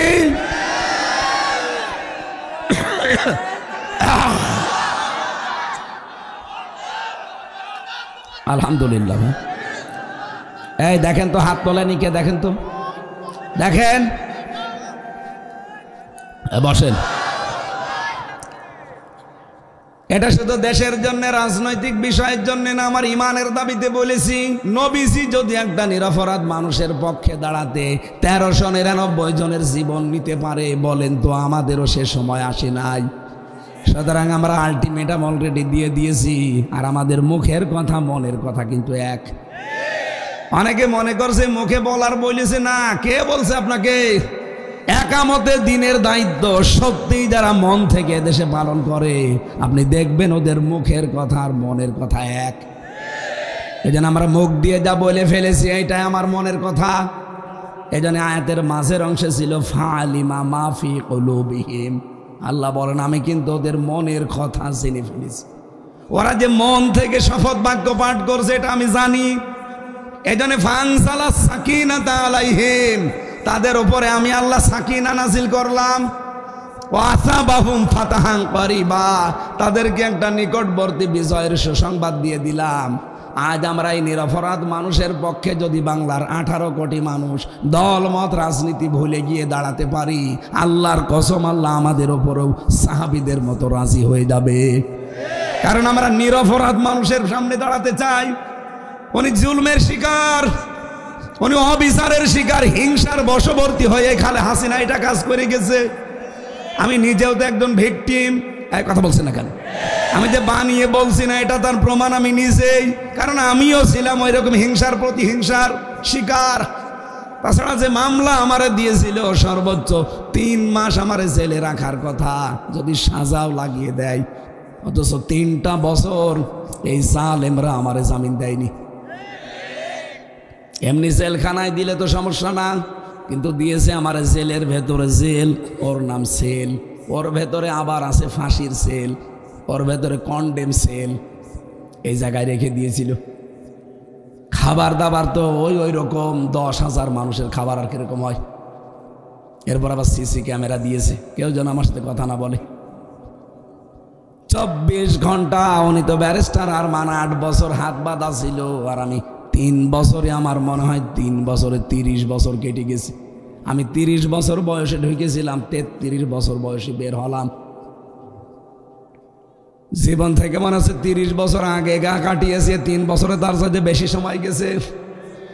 মাঝে মাঝে কারারক্ষীরে বলতাম যে ভাই 24 ঘন্টায় তো তালা লাগিয়ে রাখেন, আবার সিসি ক্যামেরা দিয়ে রেখেছেন, একেবারে কিচ্ছু নেই, কোনো কাজ কাম নেই, এভাবে বসে থাকা যায়, একটু বই নিয়ে এসে দেন পড়ি। ওরে শয়তান দেবদুলাল বই নিয়ে এসেছে বঙ্গবন্ধুর আত্মজীবনী, ও ছাতা পড়ে আমি করবো কি? বললাম ভালো বই নিয়ে আসতে পারেন না? পরের সপ্তাহে নিয়ে এসেছে বঙ্গবন্ধুর ছেলেবেলা। একটু গরম দিয়ে বললাম যে আপনি কি ভণ্ডামি করেন, কি বই নিয়ে আসেন? পড়ার মতো বই লাইব্রেরিতে নেই। হুজুর ভালো বই নিয়ে এসে দেবো। পরের সপ্তাহে নিয়ে এসেছে বঙ্গবন্ধুর চীন সফর। এখন সিসি ক্যামেরা যেহেতু আছে, আবার আষাঢ় দিয়ে ফেলে দিলে ওখানে তো অফিসে দেখতে পাবে, পরে এসে আবার টর্চার করবে। এমনি সেই ডান্ডা বেড়ি লাগিয়ে দেবে, আবার পেছনে হাত বেঁধে 24 ঘন্টা আটকিয়ে রেখে দেবে, 1.5-2 মিনিট সময় দেবে টয়লেট করার জন্য। আর আকাজাব। ওনারে বললাম আপনার আর বই নিয়ে আসার দরকার নেই, আপনি যদি বই নিয়ে আসতে চান নিয়ে আসবেন, আমার ফাঁসি চাই। ওই বই পড়তে নেই, পড়তে হয় কি না হয় আপনি নিয়ে এসে দেন, আমি দরকারে 10 বার করে পড়ব। আমি মেজর ডালিম বলছি এই বই নিয়ে আসেন। পরে কয়দিন পরে একটা কারারক্ষী পেলাম, মুসলমান, ওর বাড়ি সাতক্ষীরা, আশরাফুল নাম দেখেই মনে করলাম আল্লাহ আজাক এ দেব দুলাল না, এরে দিয়ে কিছু হবে। পরে বললাম ভাই আপনি আজহার সাহেবের কাছে যেয়ে বলবেন হামজা বই চেয়েছে, কারণ ওনার কাছে বই আছে আমি জানি। উনি পাঠিয়েছে প্রোডাক্টিভ মুসলিম আর কারাগারে রাত দিন জয়নব আল গাজালির। পরের সপ্তাহে বললাম যে ভাই আপনার খোঁজে থাকলে 2টা তাফসির এনে দিয়েন। আল্লাহর ইশারাও 2টা তাফসির নিয়ে এসেছে, ফি জিলালিল কোরআন আর তাফহিমুল কোরআন।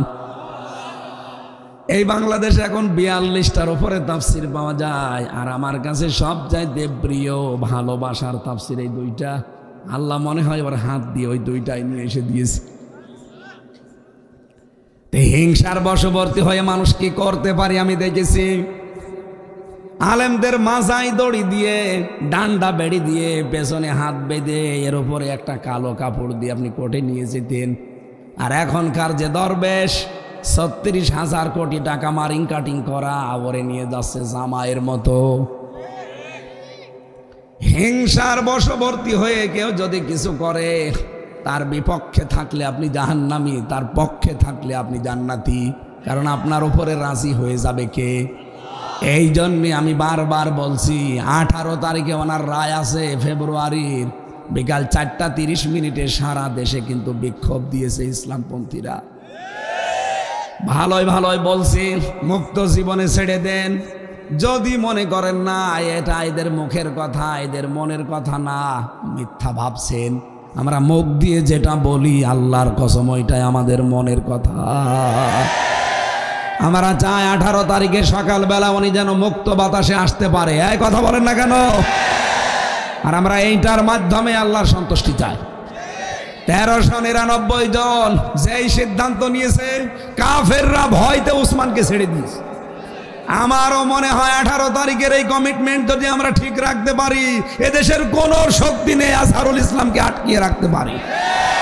ছাড়াই লাগবে তাকে। কে কথা বলেন না কেন? ছাড়াই লাগবে তাকে। এই জালেমা মহিলার নিষ্ঠুরতা কত কত নিষ্ঠুর পর্যায়ে পৌঁছায়। এখন আয়না ঘর গোমের এই ঘটনাগুলো দেখলে আপনারা বুঝছেন, আর আমরা নিজেরা ফেস করে এসেছি। সুতরাং নিরপরাধ মানুষ আজ 13 বছর পড়ে আছে জেলখানায়, কোনো অপরাধ নেই। অপরাধ একটাই, অমা নাকামু মিনহুম ইল্লা ইউমিনু বিল্লাহিল আজিজিল হামিদ। উনি যদি হিন্দু হইতো জীবনও 13 বছর জেলে থাকা লাগতো না। শুধুমাত্র একামতে দিনের দায়িত্ব পালন করে, এই কারণে তার উপরে হিংসা। ওনার একই মামলা, ওনারও ফাঁসির আসামি, লুৎফুজ্জামান বাবারও ফাঁসির আসামি। তারে কেন 17 বছর পরে ছেড়ে দিলেন? আমরা সরকারের কাছে জোর দাবি জানাচ্ছি, জননেতা মাজলুম মানুষ আজহারুল ইসলামকে আমরা ফেরত চাই। কারা চান দেখি? লিল্লাহি তাকবীর।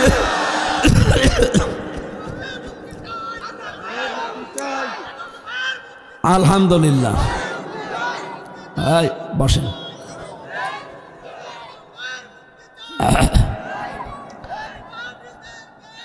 এই বসেন। কোন মানুষ যদি এই কথার ধারণা করেন জানা এটা রাজনীতি, হ্যাঁ এটা আমার রাজনীতি। আমি কোরআনের আয়াতের দলিল দিয়ে শব্দের অর্থ বলেছি। এটা যদি রাজনীতি কেউ বলে, আলেমরা বলবে। আলেম বাদ দিয়ে যার পেটে বোম মারলে সূরা ফাতিহা শুদ্ধ করে বলতে পারে না, এই লোক যদি বলে এটা রাজনীতি, ওর দাঁত মুখ কিন্তু সব খুলে ফেলবো। এটা আর আগস্টের 5 তারিখের আগে নেই। আপনি আন্দাজে রাজনীতি বলে চালিয়ে দেবেন মানে?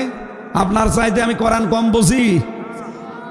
আমি কোরআনের ওপরে অনার্স মাস্টার শেষ করেছি। এই জেলায় আমার 6 জন উস্তাদ আছে বিশ্ববিদ্যালয়ের। ডক্টর আকবর হুসাইন, এটা আমার সরাসরি উস্তাদ। এরপরে ডক্টর ফারুক আহমেদ, এ নড়াইলে বাড়ি। অন্য বিভাগের স্যার আছে ডক্টর কামরুজ্জামান, ডক্টর শহীদ রিজওয়ান, ডক্টর আবু সিনহা, মরহুম ডক্টর রুহুল আমিন। 6 জন উস্তাদকে আল্লাহ যেন মাফ করে দেন। সরাসরি আমি 2 জনের কাছে পড়েছি, বাকিটা অন্য বিভাগের। তারপরও আমার মাথার তাজ তারা। এই শিক্ষকদের জন্য দোয়া করছে যে আল্লাহ এই জেলায় তাদের জন্ম দিয়েছে। রব্বুল আলামিন আমার 6 জন শিক্ষক এই জেলায় আছে বিশ্ববিদ্যালয়ের, প্রত্যেককে হায়াতে তজ্জবা সিহাতে কুল্লিয়া দান করো, বলেন আমিন।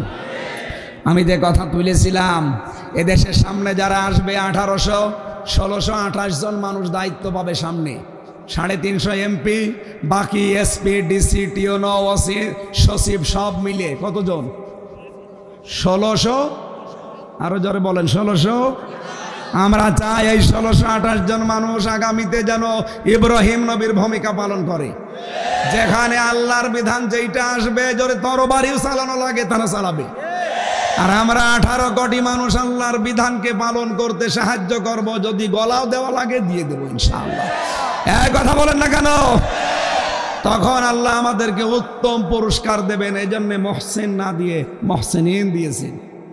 সুবহানাল্লাহ বলতে পারেন না? ইন্না হাযা লাহুয়াল বালাউল মুবিন। যদিও এটা বিশাল পরীক্ষা, একটা স্পষ্ট বিশাল পরীক্ষা, এটা সবাই পরীক্ষায় আসতে পারবে না। এটা পরীক্ষায় উত্তীর্ণ হওয়ার জন্য ইব্রাহিম ইসমাইলের মতো ঈমান থাকা লাগবে। আরো জোরে বলেন।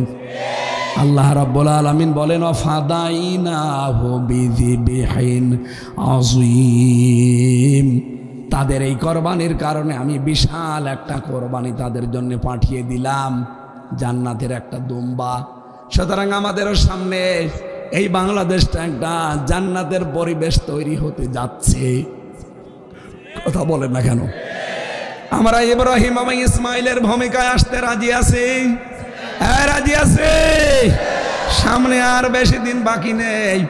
আপনি দেখেছেন মাত্র এই 6 মাস 9 দিনের ব্যবধানে 15% মানুষ চাইতো দেশে আল্লাহর দিন কায়েম হোক। গত 3 দিনে আগের রিপোর্ট, আজকে তো 15 তারিখ 12 তারিখের রিপোর্ট, আন্তর্জাতিক মহলগুলো এদেশের রিপোর্ট দিয়েছে এই দেশে এখন 100 জনের 66 জন মানুষ চাচ্ছে দিন কায়েম হোক। আর কিছুদিন যেতে দেন, এদেশের 100 জনের 100 জন মানুষ বলবে আমরা কোরআনের আইন চাই। কারণ সব আইন আমাদের দেখা শেষ। কে কথা বলেন না কেন? ডক্টর কামালের তৈরি করা এই সংবিধান আজ 54 বছর বাংলাদেশে চলছে, 17 বার পরিবর্তন হয়েছে, কিচ্ছু শান্তি আমরা পাইনি, আরো অশান্তির দাবানল চলেছে। এদেশে চোর চুরি করলে ডাকাত হয়, ডাকাত চুরি করে জেলে গেলে খনি হয়। এমনকি অনেক গাঁজাখোরকে দেখেছি জেলের ভেতরে গাঁজার গাছ লাগায়।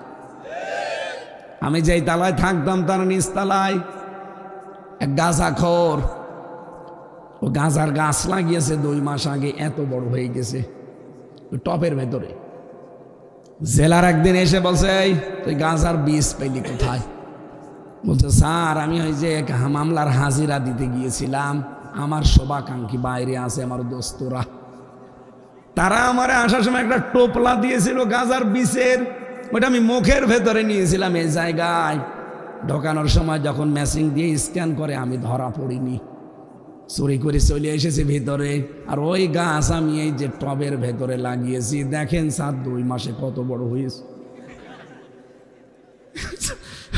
হিন্দু তো বলছে আরে শয়তান, তোরে গাঁজা খাওয়ার কারণে পুলিশে ধরে দিল জেলে, তুই জেলের ভেতরে গাঁজার গাছ লাগিয়েছিস, তোরে আমি কোথায় দেব? তোরে স্বর্গে দেওয়া ছাড়া উপায় নেই। তো তার জান্নাত বিশ্বাস করে না, কি বলছে? স্বর্গে দেওয়া লাগবে তোর।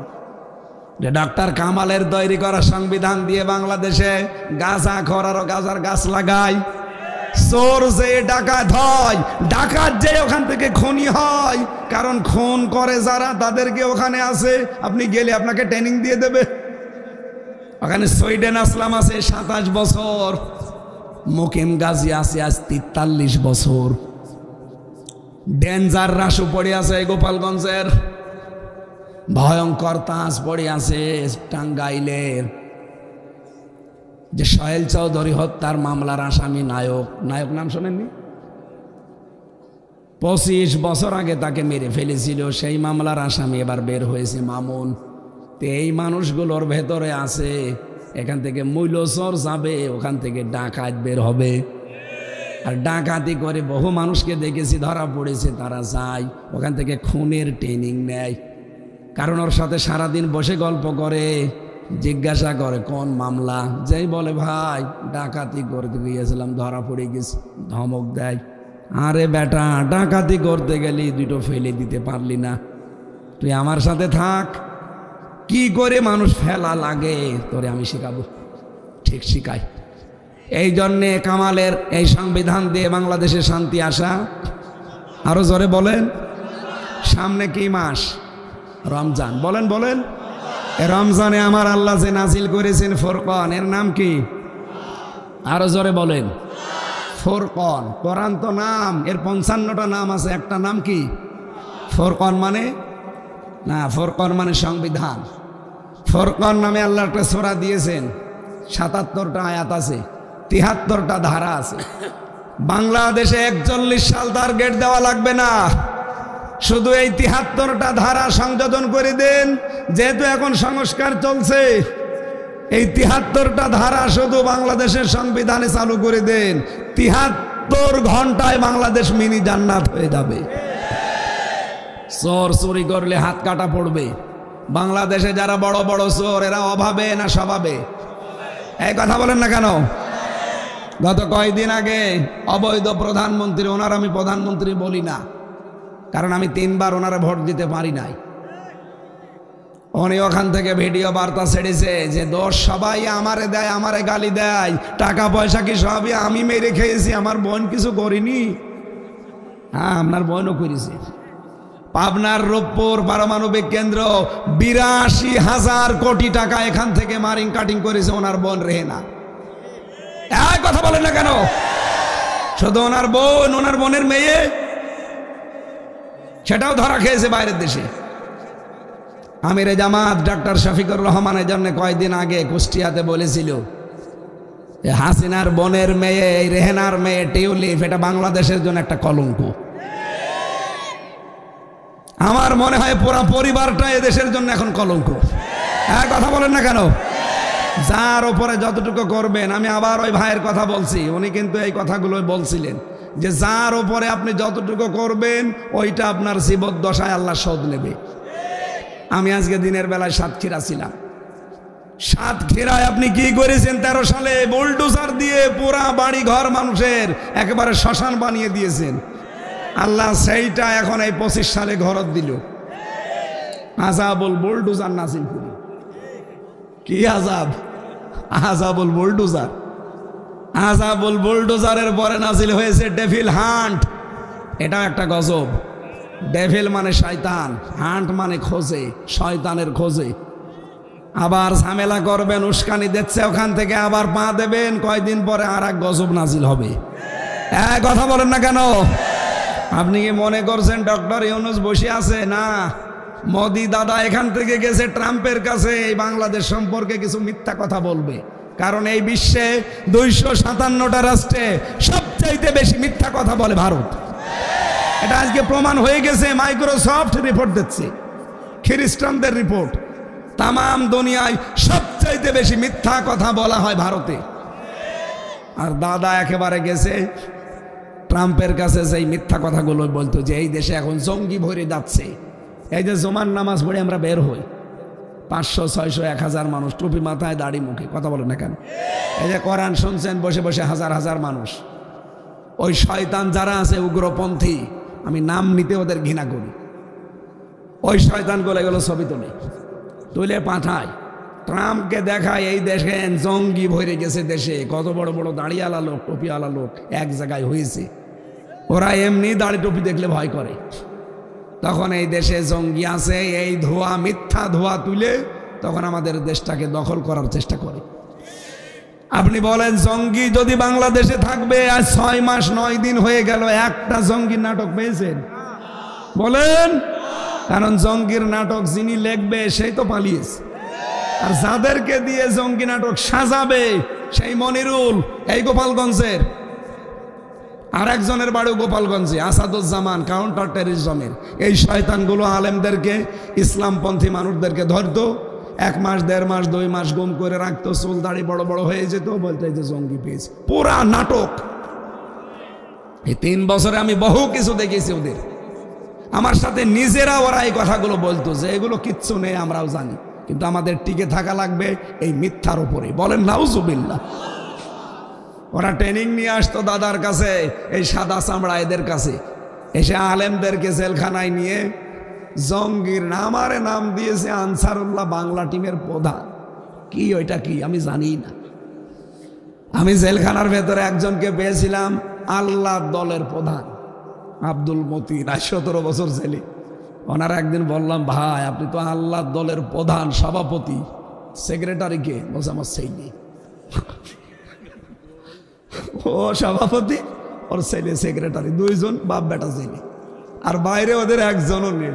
এই হচ্ছে বাংলাদেশের জঙ্গি। আপনি বিশ্বাস করতে পারছেন না, আজ 6 মাস 9 দিন হয়ে গেল, একটা মানুষও জঙ্গি নাটকে ধরা পড়েনি। অথচ এই মোদি যে কিন্তু এখন এই মিথ্যা কথাগুলো ছড়াইতো আমাদের এই টুপি দেখে দেখে। ডক্টর ইউনূস মাল একেবারে খাঁটি মাল।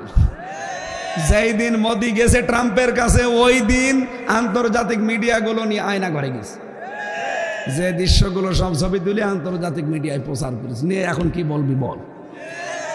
মোদির কথা শুনবে এখন? ওর বাড়া ভাতে লবণ দিয়েছে, খা। আমাকারু আমাকার আল্লাহ আল্লাহু খায়রুল মাকিরিন। যে অবস্থা করছেন, আপনার নাই ষড়যন্ত্র, কিন্তু আল্লাহর তো ষড়যন্ত্র না, আল্লাহর কৌশল। আপনি যা করবেন একটাও হালে পানি নেবে না, সব আল্লাহ ফাঁস করে দেবে। কারণ এই দেশে এমন এমন কিছু মানুষ তৈরি হয়ে গেছে যারা দেশটার জন্য অন্তত জীবন দিতেও পেছপা হবে না ইনশাআল্লাহ। এই জন্য সামনে আসছে কোরআনের দিন, ইসলামের দিন, এটা আমরা যেন চর্ম চোখে দেখতে পারি। বলেন আমিন, আরো জোরে বলেন আমিন।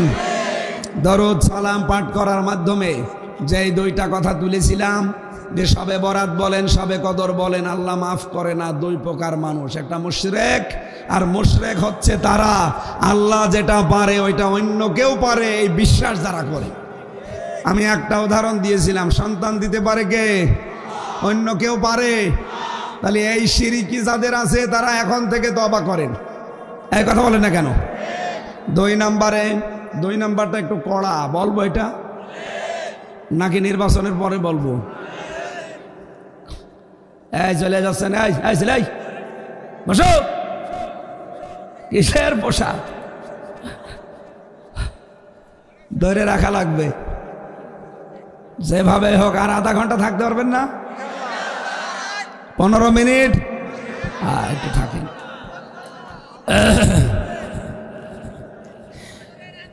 না না, ফজরের আজান দিলে আমি মরে যাব। জালেমরা আমার শরীরে এমন কোনো জায়গা নেই যে টর্চার করে না। মাথার চুল পুরাটায়, জামা কাপড় খুলতে পারি না, একটা ইঞ্চি জায়গা খালি নেই।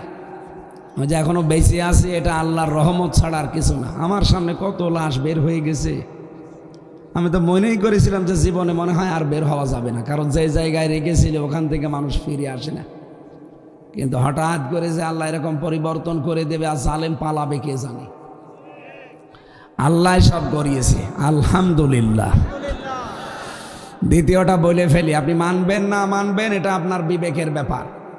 কি আমি আশা করছি আপনি মানবেন। না মানলা যদি ইচ্ছা থাকে যে না যা বলে বলুক গা, ও সাথে আমি শুনে চলে যাব, এরকম মন আছে কাদের? হাত তোলেন তো।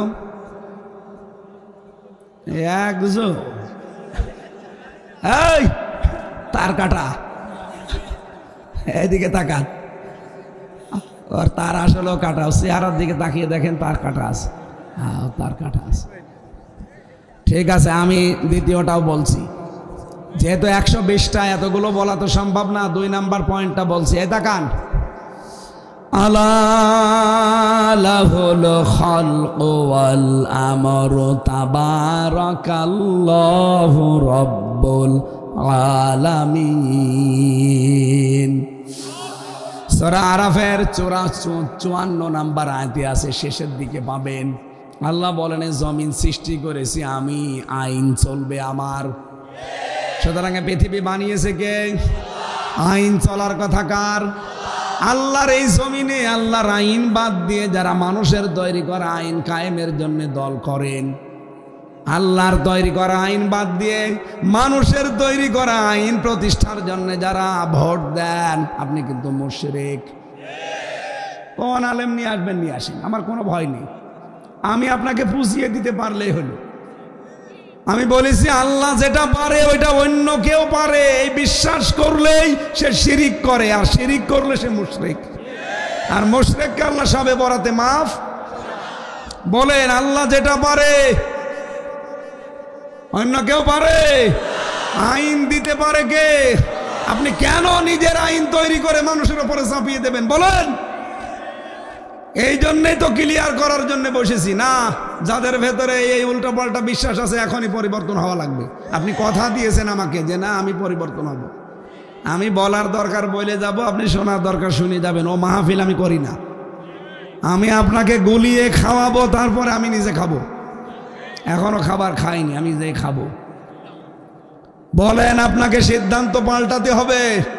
আল্লাহর আইন বাদ দিয়ে মানুষের কোনো আইনের পেছনে আজকে থেকে থাকতে পারবেন না। যদি আপনি এরপরেও সিদ্ধান্ত না পাল্টান আপনি চলে যান। না আমি এখানে দেখতে চাই না, যান। এরকম কেউ থাকলে চলে যান। আজকে থেকে সিদ্ধান্ত নিয়ে বাড়ি যাওয়া লাগবে। আল্লাহর আইন ছাড়া কারো আইনের পক্ষে আমি নেই। এটা যদি আমার বাবা মা ছাড়া লাগে আমি ছেড়ে দেব, যদি দল ছাড়া লাগে ছেড়ে দেব, যদি বউ ছাড়া লাগে ছেড়ে দেবো। এই কথা বলেন না কেন? কারণ আমার আসল মালিক এবং আপনজনকে। আমার বউর জন্য, মা বাবার জন্য আমার আখিরাত আমি নষ্ট করব? আপনি কি মনে করেন আপনার বউ আপনাকে খুব ভালোবাসে? হ্যাঁ আমি জানি, কিন্তু আপনি এখন মারা যান, আপনার বউ হয়তো পাগলের মতো কান্নাকাটি করবে, 2 দিন একেবারে পাগল হয়ে যাবে, 3 দিন না খেয়ে থাকবে, 7 দিন চিন্তায় কথা বলবে না, 40 দিন সাদা কাপড় পরে থাকবে, 4 মাস 10 দিন পর্যন্ত একটু মন খারাপ থাকবে। ওর বাবা আর মা এসে নিয়ে যাবে বাড়িতে, বলবে আর কতদিন, 4 মাস 10 দিন পরে ঠিকই একটা ছেলে দেখে তার বিয়ে দিয়ে দেবে। 2-4 দিন সংসার হয়ে গেলে ওই মেয়ে তার বাবা মার কাছে কল দেবে, আপনার বউ বলবে বাবা খুব ভালো কাজ করেছো, আগে যেটা ছিল ওর চাইতে স্বামী 100 গুণ ভালো। এইটা হচ্ছে দুনিয়া, এইটা কি? সুতরাং এইরকম বর জন্য, এইরকম ছেলে মেয়ের জন্য, এইরকম মা বাবার জন্য আমার বিশাল আখেরাত আমি নষ্ট করবো? আমি কি পাগল হয়ে গেছি? আরে ভাই, কোরআনের চোখ লাগিয়ে দেখতে পাচ্ছি আপনি পাগলামি করছেন। আপনি মানুষের তৈরি করা আইনের পেছনে সময় দেবেন কোন কারণে? আপনার সময়, আপনার সম্পদ, আপনার জীবনের দাম নেই। একটা কুকুরের আইন মানে না, আর আপনি মানুষ হয়ে মানুষের তৈরি করা আইন মানবেন? আল্লাহ কি খেলা করছে বসে বসে? সুতরাং আজকে সিদ্ধান্ত পাল্টাতে হবে, নাই তো মাহফিল করার দরকার নেই। এটা বাদ দিয়ে আগামী থেকে গাছের গান দেবেন। বলছে ঠিক, তারপরেও ও মানবে না। আমার তাহলে গলা নষ্ট করাই বেকার হচ্ছে না? আরে ভাই, নড়াইল তো আমার নিজের জেলার মতো, কারণ এটা খুলনা বিভাগ না। অন্যান্য বিভাগে গেলে মনে হয় যে বাড়ি থেকে একটু দূরে গেলাম, আর নিজের এই বিভাগে, আমার তো এই বিভাগে বাড়ি কুষ্টিয়া, এই খুলনা বিভাগের যে কোনো জেলায় গেলে মনে হয় যে বাড়ির ভেতরে আসি। সুতরাং আপনাদেরকে আমি আপন ভাই আপন বোনের মতো ভালোবাসি, মন থেকে বলছি, আল্লাহর কসম, আপনি কোরআনের চোখ লাগিয়ে দেখেন আপনি জাহান্নামে যাচ্ছেন। আপনাকে আল্লাহ মাফ করেনি এই সবে বরাতে, সবে কদরও মাফ করবে না যদি এই সিদ্ধান্ত না পাল্টান। আইন চলবে, কারণে জগৎ বানিয়েছে কে? আমি 2টা পয়েন্ট বললাম, একটা সন্তানের, একটা আইনের, এরকম 120টা আছে, সবগুলো আমরা আজকে বলছি না। 2 নম্বরে আল্লাহ মাফ করে না তাদেরকে যারা হিংসুক। কি এদেশে তো হিংসা নেই, আমার হোক অন্য কারো যেন না হয়, এটার নাম হিংসা। এই হিংসা যাদের ভেতরে আছে তাদের আমল আখলাক যায় আছে, টোটা ফাটা যে খেদমতগুলো করেন, নেক কাজগুলো করেন, ওগুলো সব পুড়িয়ে ছারখার হয়ে যাচ্ছে। নবীজি বলেন কাঠে আগুন লাগিয়ে দিলে যেমন পুড়ে যায়, যাদের ভেতরে যাররা পরিমাণ হিংসা আছে তাদের নেকি সব পুড়ে যায়। সুতরাং আমার মতো এরকম পাগলামি আমরা যেন আর না করি। হিংসা করা যাবে না, কয়দিনই বাঁচবো, যে যা করছে করুক, ওর সম্পদ হচ্ছে হোক, আল্লাহ তুমি আমাকেও দাও না, আমারই হবে, আর কারো যেন না হয়। এটার নাম এই হিংসুক যারা নারী পুরুষের ভেতরে, তারা সবে বরাতে মাপ পান নাই। আর আমার আজকের তেলাওয়াত কিন্তু আয়াত সূরা আহজাব 45-46 নম্বর আয়াত, আমি 15টা পয়েন্ট করেছি আয়াত থেকে। আমাদের যিনি আদর্শ মুহাম্মদুর রাসূলুল্লাহ সাল্লাল্লাহু আলাইহি ওয়াসাল্লাম, আল্লাহ তাকে 15টা নাম দিয়েছিলেন, গুণ দিয়েছিলেন, 15টা গুণবাচক জিনিস দিয়ে দুনিয়ায় পাঠিয়েছিলেন। আমরা যদি ওইগুলো দুনিয়ায় অর্জন করতে পারি আমরা সাকসেস। আমরা কি শুরু করব না শেষ করে দেব? আল্লাহ রাব্বুল আলামিন বলেন আহজাব, সূরার নাম কি? আরো জোরে। আহজাব মানে না, আহজাব মানে যৌথ বাহিনী। এই যে যৌথ বাহিনী এখন ডেভিল হান্ট চালাচ্ছে না, কথা বলছে না কেন? যৌথ বাহিনী দেখলে ইমানদারেরা খুশি হয়। ওয়ালাম্মা রাআল মুমিনুনা আল আহজাব, যখন মুমিনরা যৌথ বাহিনী দেখেছে তখন আনন্দে আত্মহারা হয়ে গেছে। আর সবচাইতে বেশি আতঙ্ক এবং ঝামেলায় পড়েছে যারা খনি, যারা জুলুমবাজ, আর যারা দুর্নীতিবাজ।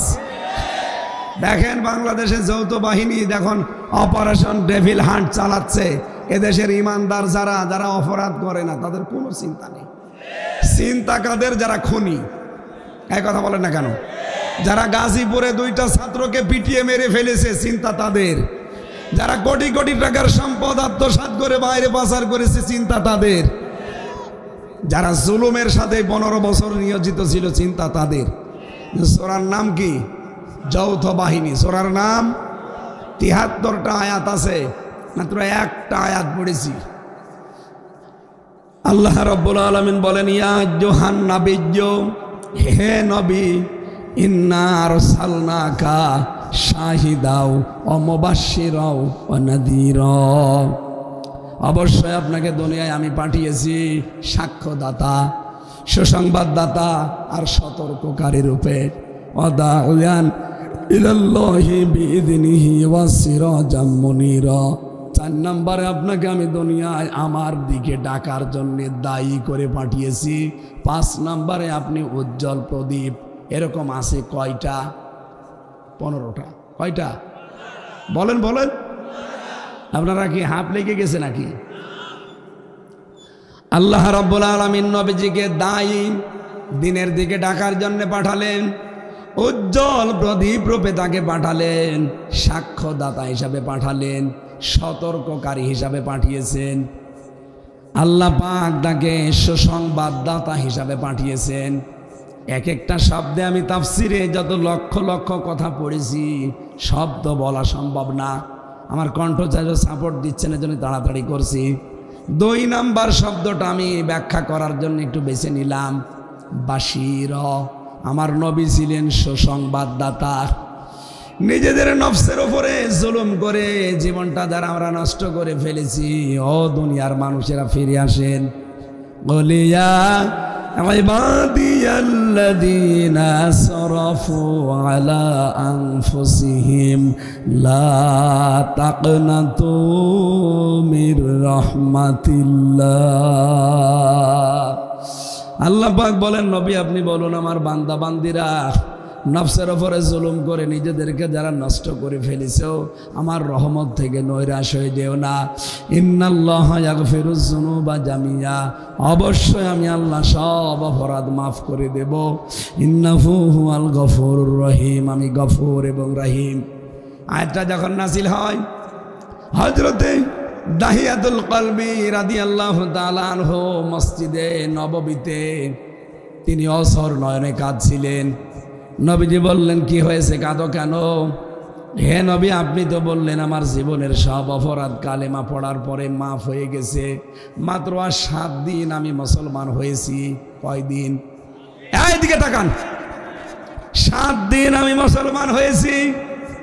আমার অন্তরের ভেতরে এখনো পর্যন্ত একটা ব্যথা। আপনি যে বললেন সব আমার মাফ হয়ে গেছে, কিন্তু না, আমার একটা অপরাধ মনে হয় আল্লাহ মাফ করে নাই। নবীজি বললেন, কি করেছে এমন বলো দেখি। আমার সন্তান সম্ভবা স্ত্রীকে আমি পাঠিয়ে দিয়েছিলাম শ্বশুর বাড়িতে, যে সন্তানটা খালাস করে আসবা, যদি ছেলে হয় জাকজমক করে আসবা, আর যদি মেয়ে হয় মেরে ফেলবা। কিন্তু আমার সন্তানটা মেয়ে হওয়ার পরে আমার স্ত্রী আমাকে বলে নাই, বলেছে মরা সন্তান হয়েছে, অন্য একজনের বাড়িতে টাকা পয়সা দিয়ে গোপনে তাকে মানুষ করেছে, 6 বছর হয়ে গেছে। হঠাৎ একদিন আমার বাড়িতে গোপনে নিয়ে এসেছে। আমি দেখার পরে মেয়েটাকে আমি নিজেই পাগল হয়ে গেছি যে মানুষ এত সুন্দর হয়। মেয়েটা কাছে গিয়ে যখন আদর আখলাক করলাম, স্ত্রী মনে মনে করছে সব আমি ভুলে গেছি। আমারে ডাক দিয়ে বলে, স্বামী আমার একটা কথা বলি, আপনি যদি কিছু মনে না করেন, এর চেহারার দিকে তাকান, এর নাক কান মুখ ঠোঁট কিন্তু আপনার মতোই মনে হচ্ছে। এই পৃথিবীতে যতগুলো সুন্দর মানুষ আল্লাহ পাঠিয়েছিলেন তার ভেতরে এই সাহাবী একজন, দাহিয়াতুল কলবি রাদিয়াল্লাহু তাআলা আনহু। হযরতে জিবরাইল মাঝে মাঝে তার আকৃতি ধারণ করে নবীর কাছে ওহী নিয়ে আসতেন, এত সুন্দর ছিল। যেহেতু বাবার আকৃতি পেয়েছে মেয়েটা, স্ত্রী সাহস করে বলছে, স্বামী আমার আপনি কি মনে করবেন জানি না, সন্তানটা কিন্তু আমাদেরই। আমি আদর এমন করলাম, স্ত্রী ভুলে গেছে। আমার মনের ভেতরে শয়তান এবং এই জাহেলিয়াত এমন ভাবে উকি ঝুঁকি মারছে যে না, একে রাখা যাবে না। বড় হলে যদি বিয়ে দেই, যেখানে যাবে সেখানে আমি ছোট হব, এটা আমি রাখবো না। ওকে নানির বাড়িতে নিয়ে যাব বলে বাড়ি থেকে সাজিয়ে নিয়ে গেলাম মিথ্যা ধোকা দিয়ে। বাড়ির দিকে না যে নানির বাড়ির দিকে গেলাম অন্য রাস্তায়, এক জঙ্গলের রাস্তায়, মরুভূমির রাস্তায়। নিজে একটা গর্ত তৈরি করলাম। মেয়েটা বারবার আমাকে বলছিল, বাবা আমি তো নানির বাড়িতে এর আগে মায়ের সাথে কয়েকবার গেছি, আপনি কোথায় নিয়ে আসলেন? এত কষ্ট করার দরকার নেই, চলেন আমরা ফিরে যাই। হে রাসূল, আমার মেয়েটা তো জানে না যে আমি তার জন্য গর্ত করি। শেষ পর্যন্ত তারা আমি নিজে ওপর থেকে বললাম, দেখ কি সুন্দর জিনিস গর্তের ভেতরে দেখা যায়। মেয়েটা আমার কথা সরল মনে বিশ্বাস করে দেখতে গেছে। ওপর থেকে একটা ধাক্কা দিয়ে ফেলে দিলাম গর্তের ভেতরে। মেয়েটা তখন বুঝে ফেলেছে যে না, তারে আমি আর বাঁচতে দেব না। হাত জোর করে আমারে বারবার বলছিল, বাবা আমি মায়ের কাছ থেকে শুনতে পেয়েছি যে তুমি আমাকে সহ্য করতে পারোনি। আমি কথা দিচ্ছি জীবনে কোনোদিন তোমার কাছে আমি আর ফেরত যাব না। বাবা বলেও তোমার সম্মান নষ্ট করব না। দরকার হয় ভিক্ষা করে খাবো, আমার জীবনটা তুমি আজকে ছেড়ে দাও। হে রাসূল, ওই পর্যন্ত আমার মনের ভেতরে এক চুল পরিমাণে কোনো বিন্দু পরিমাণে মায়া জন্ম হয়নি। বিশাল এক পাথর 2 হাত দিয়ে উপরে নিলাম, ওর বুকের উপরে দেখে মারলাম। ফিনকি দিয়ে রক্ত বের হয়ে আমার শরীরে লেগেছিল। ওই দিন মেয়েটা একটা আত্মচিৎকার দিয়ে বলেছিল, বাবা তোমার মতো নিষ্ঠুর বাবা যেন দুনিয়ায় আর কারো না হয়। হাদিস যিনি বর্ণনা করেন তিনি বলেন, নবীজি এই কথা শুনছিলেন মসজিদে নববীতে। আল্লাহর নবী নিজে অঝোর নয়নে কেঁদে ফেললেন। ডাক দিয়ে বললেন যে মানুষ এত নিষ্ঠুর হতে পারে। আমি এই হাদিসটা যখন পড়েছি, আমার নিজের মেয়ে 2 নাম্বার মেয়ে যেটা ফারিহা জান্নাত, আমি জেলে যাওয়ার সময় ওর বয়স 7 মাস ছিল, এখন 4 বছর। ওরে আমি মাঝে মাঝে নিয়ে ভাবি, কারণ 3টা মেয়ের ভেতরে এই মেয়েটারে আমার মহাব্বত একটু বেশি, কারণ এটা আমি দেখতে পাইনি। চিন্তা করি ওই সাহাবীর দিকে আর আমার এই মেয়েটার দিকে। আল্লাহ, আমার মেয়েটার চেহারা অনেক সুন্দর, এর দিকে তাকালে আমি অনেক কিছুই ভুলে যাই। মাঝে মাঝে আমার চিন্তা হয়, আল্লাহ ওই সাহাবী কি করে এত সুন্দর মেয়েকে নিজের হাতে কবরের ভেতরে দিয়ে গর্তের ভেতরে আবার পাথর নিক্ষেপ করে তার জীবনটা শেষ করে দিল।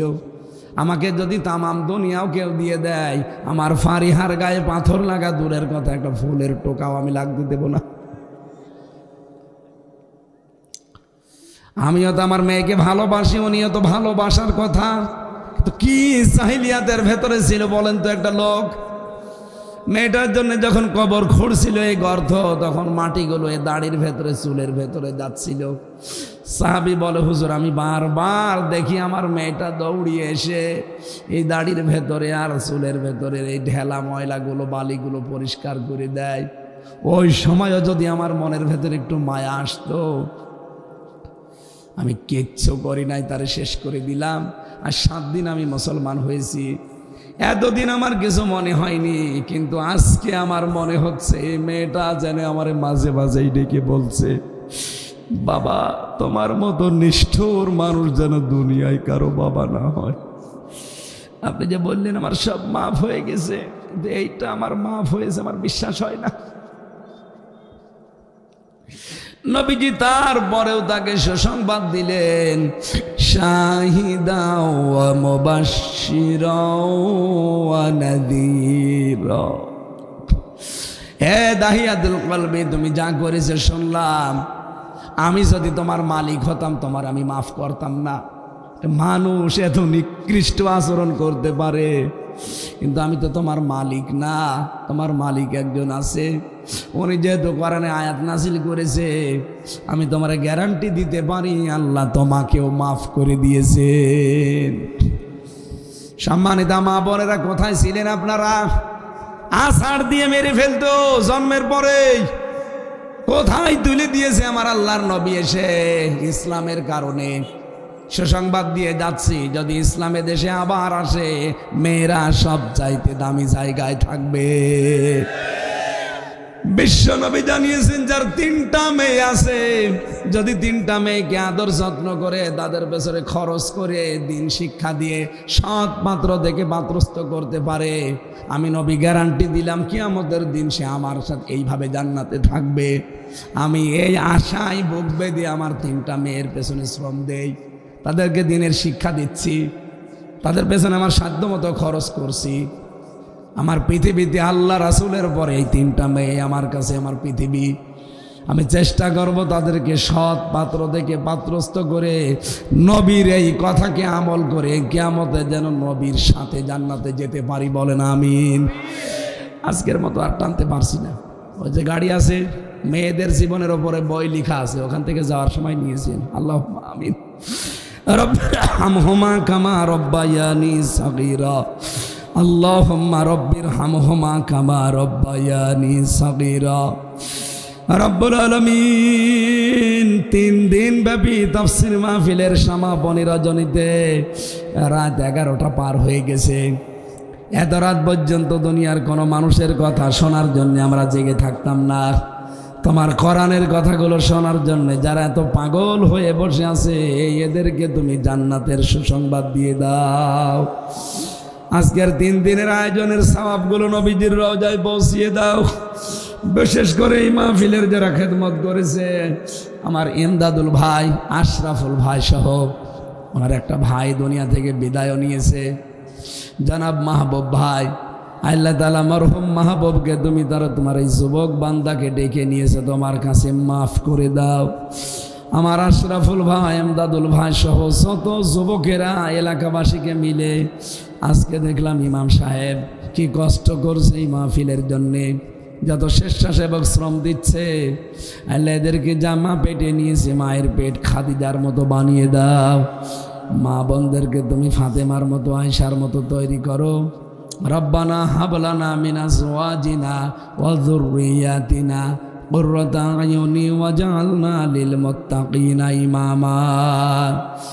আমরা যারা অসুস্থ আছি আমাদেরকে শেফায়ে কামেলা আজেলা দান করো। আগামীতে অনুষ্ঠানটা কোরআনের প্রচারের জন্য আরো বিশাল আকারে কবুল করো। যত অতিথি এসেছে আমি অনেকের নাম জানি না, আল্লাহ সব অতিথিকে তুমি কোরআনের ইজ্জতে ওমরের মতো বানিয়ে দাও।